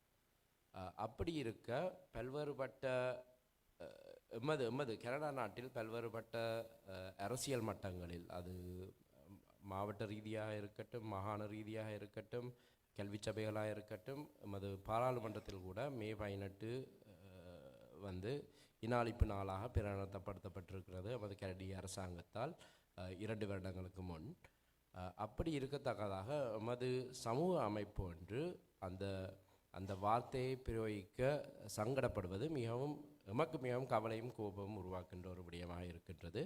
அதன் காரணமாக அது ஒரு காரணம். நான் தொடர்ந்தும் அந்த அமைப்புடன் வேலை செய்ய முடியாமல் போனதற்கு ஒரு காரணம் அவர்கள் அந்த எல்லோரும் ஏற்றுக்கொள்ளும் இன அழிப்பு என்ற ஒரு பதாதையை அவர்கள் தாங்கள் பாவிக்க மாட்டோம். ஏனென்றால் 2009 முதலாவது முறையாக தாங்கள் நவநீதம் பிள்ளையை சந்தித்த பொழுது இன அழிப்பு என்ற வார்த்தையை பாவித்தால் அது மிகவும் ஒரு மக்களை நாடுகளை அருவருப்புக்கு உட்படுத்தக்கூடிய ஒரு சொல். அவர்கள் நீங்கள் சொல்லுகின்ற வேறொரு விடயத்தையும் கவனத்தில் கொள்ள மாட்டார்கள் என்ற காரணத்தை சுட்டிக்காட்டி அவர்கள் நாங்கள் அந்த வார்த்தையை பாவிக்க மாட்டோம் என்று சொன்னார்கள். முன்னர் பேசிய நீதன் ஷான் சொன்னார், ஒரு தொடக்க காலத்தில் அது ஒரு யுக்தியாக அவர்கள் கையாண்டார்கள் என்றால் அதை ஏற்றுக்கொள்ளலாம். ஆனால் இப்போ அது ஒரு கொள்கை மாதிரி வந்துவிட்டது அவர்களுக்கு என்று. 2009 முதல் தடவையாக அம்னஸ்டி இன்டர்நேஷனலிருந்து ஒருவர் கெனடிய தமிழர் பேரவையுடன் பேசும் பொழுது நான் அங்கே இருந்தேன், அந்த அறையில் இருந்தேன். அவர் கூறியது இதே காரணம்தான். நீங்கள் தொடங்கும் பொழுது நீங்கள் இப்படி இன அழிப்பு என்ற சொல்லை பாவிப்பதாக இருந்தால், என்றால் ஆரம்ப காலத்தில் கனடிய தமிழர் பேரவையும் அந்த சொல்லை பாவித்தது. போர்க்குற்றங்கள், மனிதநேயத்துக்கு எதிரான குற்றங்கள், இனவழிப்பு என்ற சொற்கள் மூன்றையும் பாவித்தது. பின்பு அவர்கள் கூறினார்கள், அந்த அம்னஸ்டி இன்டர்நேஷனல் போன்ற அமைப்புகள் அந்த நேரத்தில் இவர்கள் அவர்களுடைய ஆதரவை எதிர்பார்த்தார்கள். ஏனென்றால் ஐநா மனித உரிமை சங்கத்தில் போர் முடிந்தவுடனே உங்களுக்கு தெரியும், அங்கே நடத்தப்பட்ட பிரகடனங்கள் இலங்கையை பாராட்டும் முகமாகத்தான் அங்கே முதல் பிரகடனம் இருந்தது 2009 போர் முடிந்த பின். அப்படிப்பட்ட சூழ்நிலையில் நமக்கு சர்வதேச மனித உரிமை அமைப்புகள் பலவற்றுடைய உதவி தேவைப்படுகின்ற நேரத்தில், அவர்களுடைய ஆதரவு தேவைப்படுகின்ற நேரத்தில் அது ஒரு யுக்தியாக இருந்திருக்கலாம். அந்த கட்டத்தில் அவர்களுடைய ஆதரவை பெற்று எமது மக்களுக்கு நியாயம் தேடுகின்ற, நீதி தேடுகின்ற ஒரு பயணத்தில் அவர்களுடைய ஈடுபாட்டை சேர்த்துக்கொள்வதற்காக அது ஒரு யுக்தியாக இருந்திருக்கலாம் அந்த காலத்தில். ஆனால் பல்வேறு பேருடைய முயற்சியின் காரணமாக, பல்வேறு அமைப்புகளின் முயற்சிகள் காரணமாக இன்று பல அரச நிலைகள், அதாவது மாவட்ட, மாகாண, கனடிய பாராளுமன்ற அளவில் கூட இன அழிப்பு என்ற சொல் பாவிக்கப்படுகின்ற நேரத்தில் ஒரு அமைப்பு தன்னுடைய கொள்கையை விட்டு மாற மாட்டோம், இது எங்களுடைய கொள்கை, ஐநாவில் மனித உரிமை சபையில் இத்தனை முறை இனவழிப்பு என்ற சொல் பாவிக்கப்பட்டிருக்கு, ஆனால் அதை ஒரு சில முறை தான் பாதிக்கப்பட்டிருக்கு, போர்க்குற்றங்களும் மனிதநேயத்துக்கு எதிரான குற்றங்கள் என்ற சொற்கள் மிக அதிகமாக பாதிக்கப்படுகின்றது. எனவே நாமும் அதைத்தான் பாவிக்க வேண்டுமென்று பலர் செய்கின்ற வேலைக்கு எதிராக அவர்கள் கருத்துக்களை தெரிவித்து கொண்டிருப்பது ஒரு சமூகத்துக்காக குரல் கொடுக்கும், அதாவது அட்வொகசி செய்கின்ற ஒரு ஆர்கனைசேஷன் செய்வது நியாயமில்லை. அது ஒரு அலங்கரிக்கப்பட்ட தபால் விநியோகம் செய்யும் ஒருவர் செய்கின்ற மாதிரி தான் அது இருக்கின்ற க்ளோரிஃபைட் போஸ்ட்மேன். அங்கே போய் ஒரு மெசேஜ் எடுத்துக்கொண்டு இங்கே கொண்டு எங்களுக்கு தர வேண்டாம், அது அட்வொகசின்னு நான் நினைக்கல. நாங்கள் மற்றவர்களை கன்வின்ஸ் பண்ண வேண்டும். எங்களுக்கு தெரியும் நமக்கு நடந்தது ஒரு இன அழிப்பு என்று. வேறு சமூகத்தவர்கள், வேறு நாட்டில் அரசியல் பதவிகளில் இருப்பவர்கள், அவர்களைத்தான் நாம் கன்வின்ஸ் பண்ண வேண்டும். நாங்கள் இது ஒரு இன அழிப்பு என்று சொல்லி நாங்கள் கன்வின்ஸ் பண்ணி எங்களோட பாதையில் முன்னுக்கு கொண்டு போகணும். ஸோ அந்த விதத்தில் நான் நினைக்கிறேன், இது அவர்கள் தமிழர் பேரவை செய்கின்றது மிகவும் குற்றமான ஒன்று. அந்த வழியில் எனக்கு ஃபாதர் சந்திராந்தனை போன்றோ பிரவனை போன்றோ நேரடி அனுபவம் இல்லை. ஆனால் அவர்கள் சொன்னார்கள், சில வேளையில் ஆரணி கூட சொல்லியிருந்தார்கள், சில வேளையில் மிகவும் கடினம் அதை நினைவு கூறுவதென்று. ஒருவேளை நாம் சில வேளை நான் நினைக்கிறேன், நாங்கள் அதை மீண்டும் ஒரு முறை நாங்கள் போய் 2009 நடந்த நிகழ்வுகளை, அந்த வீடியோக்களை பார்ப்பது நல்லது என்று நான் நினைக்கிறேன். என்றால் நாங்கள் ஏன் இதை செய்கின்றோம் என்பதை நாங்கள் நினைவு கூற வேண்டும், சரியாக நினைவு கூற வேண்டும். அதில் அழிந்த மக்கள், அந்த இனப்படுகொலையில் அழிந்த மக்கள், இன அழிப்பில் அழிந்த மக்களுக்காகத்தான் நாங்கள் இந்த நீதி கோரித்தான் நாங்கள் இந்த வேலையை செய்கின்றோம் என்பதை நாங்கள் எல்லோரும் சில வேளைகளில் ஞாபகப்படுத்தி கொள்ள வேண்டும். இனிமேலாவது சரியான வழி, 15 வருடங்கள் கடந்து விட்டது, இனிமேலாவது ஒரு ஒருமித்த குரலில் நாங்கள் எங்கள் மக்களுக்கு நீதி தேடி செல்லும் பயணத்தில் ஒருமித்து செல்ல வேண்டும் என்பதில் நாம் திடமாக இருக்க வேண்டும் என்று கூறிக்கொண்டு நான் எனது உரையை முடித்துக் கொள்கிறேன். நன்றி.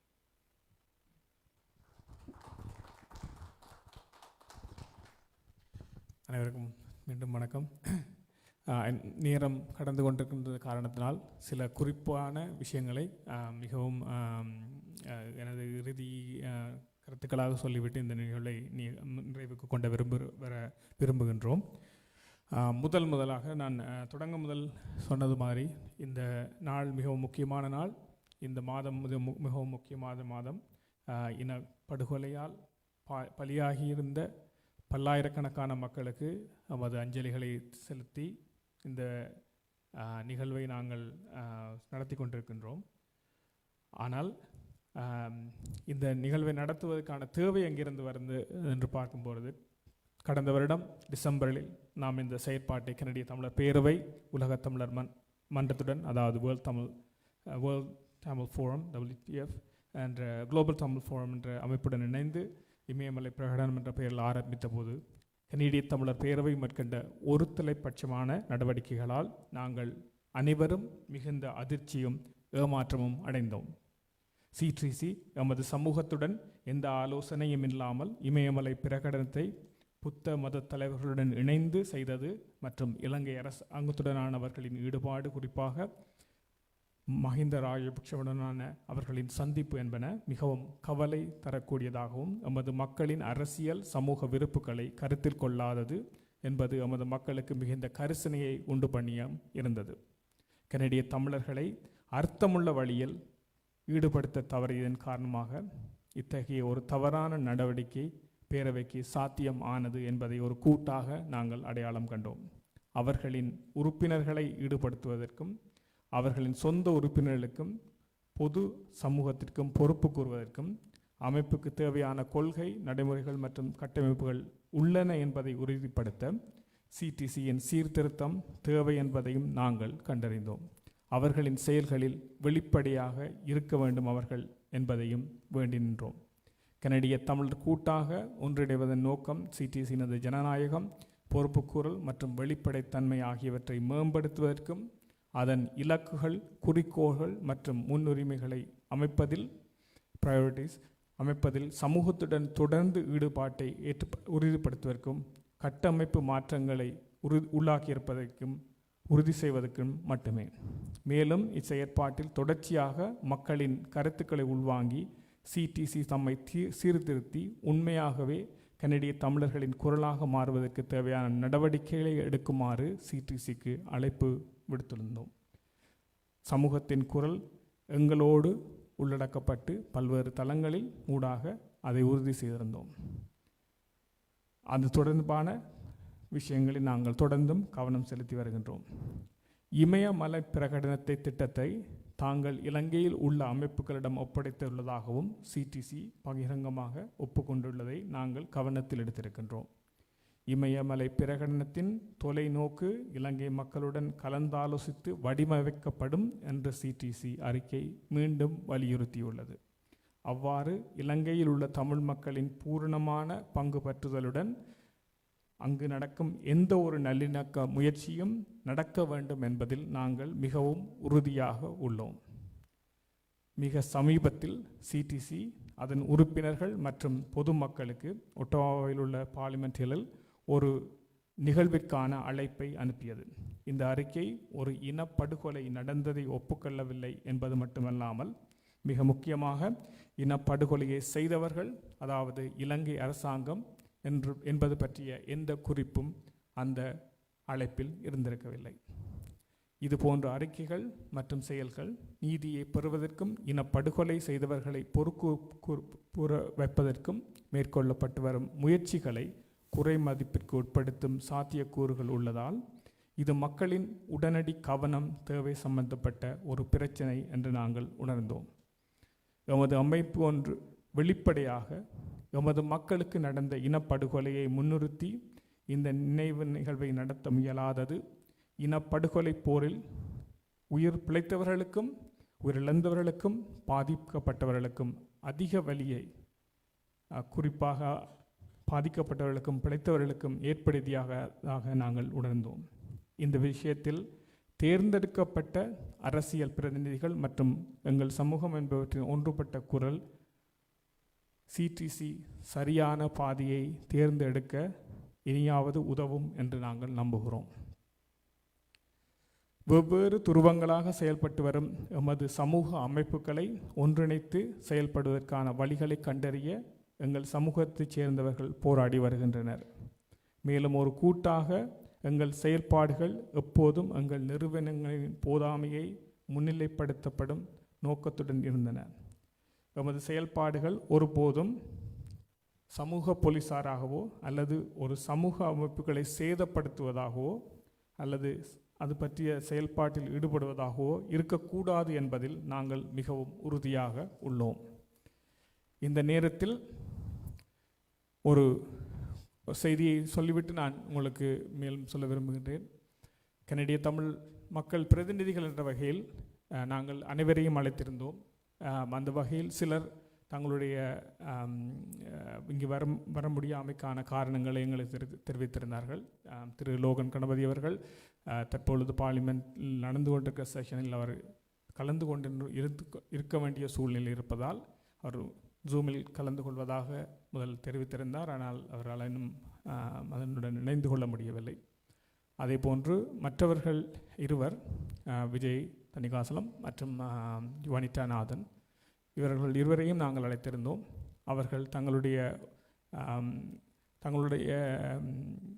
தனிப்பட்ட காரணங்களுக்காகவும் இந்த அமைப்பில் ஒவ்வொருத்தருக்கும் வித்தியாசமான கருத்துக்கள் இருக்கின்றது. சிடிசி என்ற அமைப்பை நாங்கள் தாக்குவதாக பிழையாக எண்ணிக்கொண்டு சிலரும், ஒருவரும் தாக்கியது காணாது என்று எண்ணிக்கொண்டு இன்னொருவரும் வராமல் தவிர்த்து கொண்டார்கள். இது ஒரு வகையில் ஒரு மிகவும் கசப்பான உண்மை. ஆனால் நாங்கள் கதைக்க வேண்டிய ஒரு உண்மை என்பதால் கதைக்கின்றோம். இந்த வகையில் நாங்கள் ஒரு மகிழ்ச்சிகரமான செய்தி, நாங்கள் இந்த இந்த சிடிசி சம்பந்தமான நடவடிக்கைகளில் ஒரு நேர்மைத்தன்மையோடு இருக்கின்றோம் என்பதை இவர்களுடைய நடவடிக்கைகள் நமக்கு மீண்டும் உறுதிப்படுத்தியிருக்கின்றது. அந்த ஒரு மகிழ்ச்சிகரமான செய்தி இருந்தாலும் இந்த நிகழ்வில் அவர்களும் இணைந்திருந்து எமது மக்களுக்கு நடந்த இனப்படுகொலை என்பதை உறுதியான குரலில் ஓங்கி ஒலித்திருந்தால் எமது மக்களும் மகிழ்ந்திருப்பார்கள், நாங்களும் மகிழ்ந்திருப்போம். எமது இனிவருங்கால செயல்பாடுகளில் நம்பிக்கை வைத்து அவர்கள் அந்த குரலோடு தம்மை இணைத்துக் கொள்வார்கள் என்று நாங்கள் தொடர்ந்தும் நம்பிக்கை வைக்கிறோம். இந்த அமைப்பினுடைய சிடிசி என்ற அமைப்பினுடைய குரல் வலையை நசிப்பதற்காக இந்த கூட்டு தொடங்கப்படவில்லை. அவர்களுடைய குரல்கள் தமிழ் மக்களுடைய உண்மையான குரல்களாக ஓங்கி ஒலிக்க வேண்டும் என்பதற்காக தொடங்கப்பட்டது இந்த அமைப்பு, இந்த கூட்டு. அந்த வகையில் நமக்கு தொடர்ந்தும் அவர்களுடைய எமது நடவடிக்கைகளை அவர்கள் எந்த விதமாகவும் விமர்சித்து கொள்ளலாம், அது தனிப்பட்ட நபர்கள் சார்ந்தது. ஆனால் அவர்கள் தொடர்ந்தும் தமிழ் மக்கள் சம்பந்தமான பிரச்சனைகளில், இன அழிப்பு என்பது சம்பந்தமான பிரச்சனைகளில் அவர்கள் தமிழ் மக்களுடைய உண்மையான அரசியல் சமூக அழிவை, உயிரழிவை ஏற்றுக்கொண்டு உணர்ந்து கொண்டு அதன்படி அவர்கள் நடப்பார்கள் என்று சொன்னால் அதுக்கு அவர்களுக்காக தமிழ் மக்கள் கடமைப்படுவார்கள் என்று நான் நினைக்கின்றேன். அந்த வகையில் அவர்களை நாங்கள் தொடர்ந்தும் இந்த பணியில் எங்களுடன் இணைந்திருக்குமாறு வேண்டிக் கொள்ளுகின்றோம். அதே போன்று நாங்கள் முதலில் சொன்ன மாதிரி இந்த நிகழ்வு என்பது எமது தற்போது நமக்கு முன்னுள்ள விஷயம், கனடிய தமிழர் பேரவை இந்த இனப்படுகொலை என்ற சொற்பதத்தை பாதிப்பதை தவிர்த்து கொண்டு அதனுடைய செயற்பாடுகளை அந்த விடயங்களில் தவிர்த்து கொண்டு இருப்பது தான் இருந்தாலும், இது போன்று இனி வருங்காலங்களில் எந்த அமைப்போ அல்லது தனி நபரோ எமது மக்களுக்கு நடந்த விடயம் ஒரு இனப்படுகொலை இல்லை என்பதை அறிந்தோ அறியாமலோ கேள்விக்கு உட்படுத்தாமல் இருக்க வேண்டும் என்பதற்காகவும் இந்த நிகழ்வு ஏற்பாடு செய்யப்பட்டது. அதை நாங்கள் எமது மக்கள் விளங்கிக் கொள்வார்கள் என்று நினைக்கின்றோம்.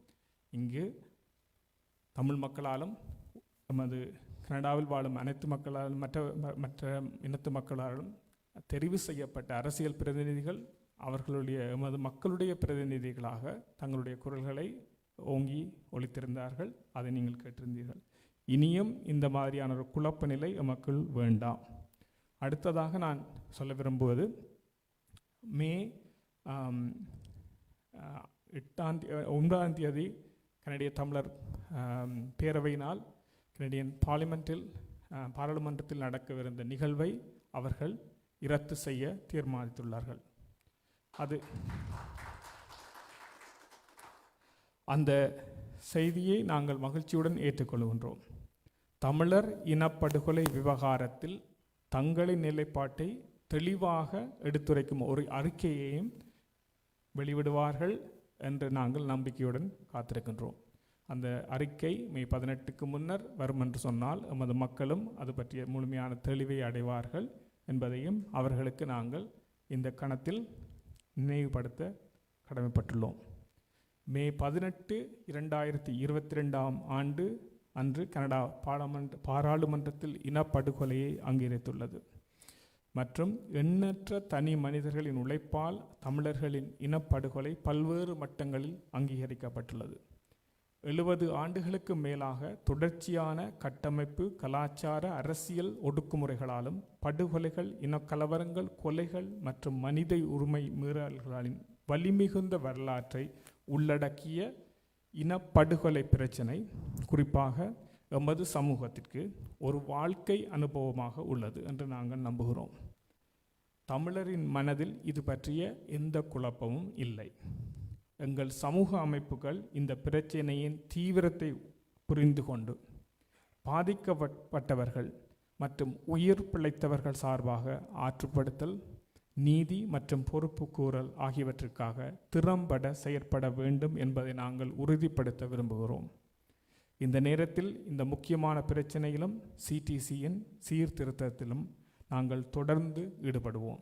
எமது முயற்சிக்கு எங்கள் சமூகத்தின் ஆதரவுக்கு நன்றி தெரிவிக்கவும், நாங்கள் சரியான திசையில் செய்கின்றோம் என்பதை சமூகத்திற்கு நினைவூட்டவும் நாங்கள் விரும்புகின்றோம். ஆனால் செய்ய வேண்டிய வேலை எங்களிடம் இன்னும் நிறைய இருக்கிறது.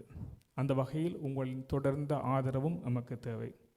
பாதிக்கப்பட்டவர்கள் மற்றும் உயிர் பிழைத்தவர்களுக்கான நீதியை பெறுவதற்கும் எங்கள் சமூக அமைப்புகள் திறம்பட, பொறுப்பான, பொறுப்புணர்வோடு மற்றும் வெளிப்படைத்தன்மையுடன் தொடர்ந்து செயல்படுவதை உறுதி செய்வதற்கும் நாங்கள் தொடர்ந்தும் உறுதியுடன் இருக்கின்றோம் என்பதை கனடிய தமிழர் கூட்டு உறுப்பினராகிய நாங்கள் உங்களுக்கு தெரிவித்துக் கொள்ள விரும்புகின்றோம். இந்த நிகழ்வில் கலந்து கொண்டு நமக்கு ஆதரவு அளித்த அனைவருக்கும் நன்றி. உங்களுடைய குரல்கள் தொடர்ந்தும் நம்முடைய மக்களின் விடுதலைக்காகவும் அவர்களுக்கான நீதிக்காகவும் தொடர்ந்தும் ஒலிக்க வேண்டும் என்பதை கேட்டுக்கொண்டு இந்த நிகழ்வை இன்று முடிவுக்கு கொண்டு வருகின்றோம். நன்றி. ஓகே.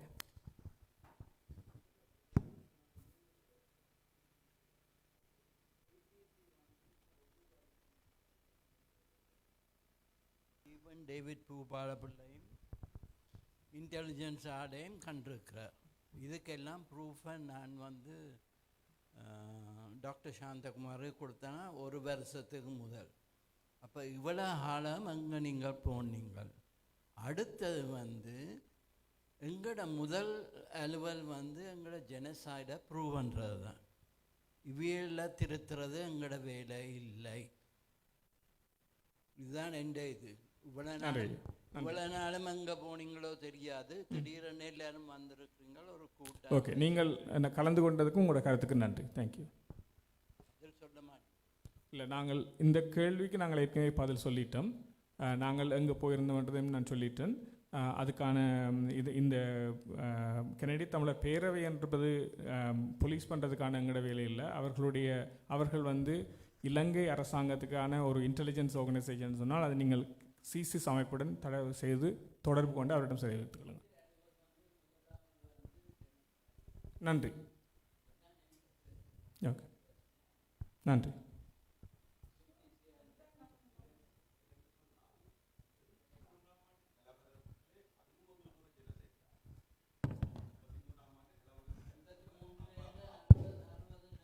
ஒரு ஆள் கதைக்கும் போது மற்றவரை நீங்கள் தயார் செய்து தந்தாதீங்க.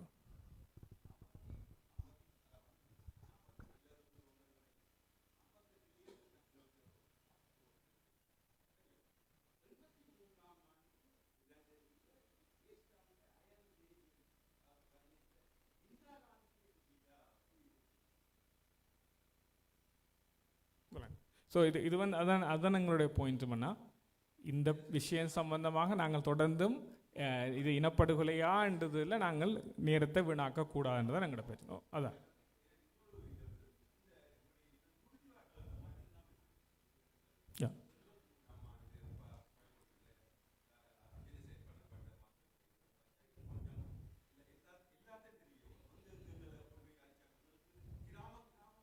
விளங்கு.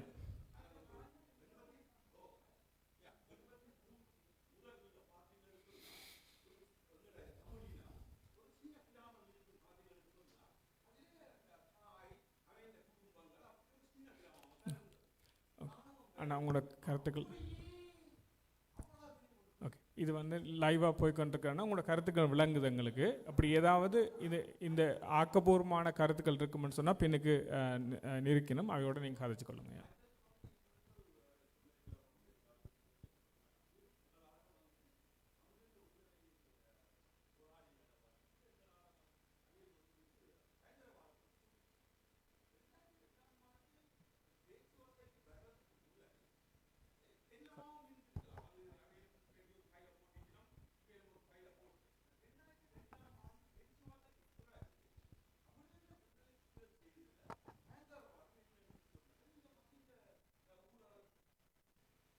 ஆனால் நாங்கள் நேரம் ஒரு உங்களோட கருத்து விளங்கிட்டு எங்களுக்கு கருத்து.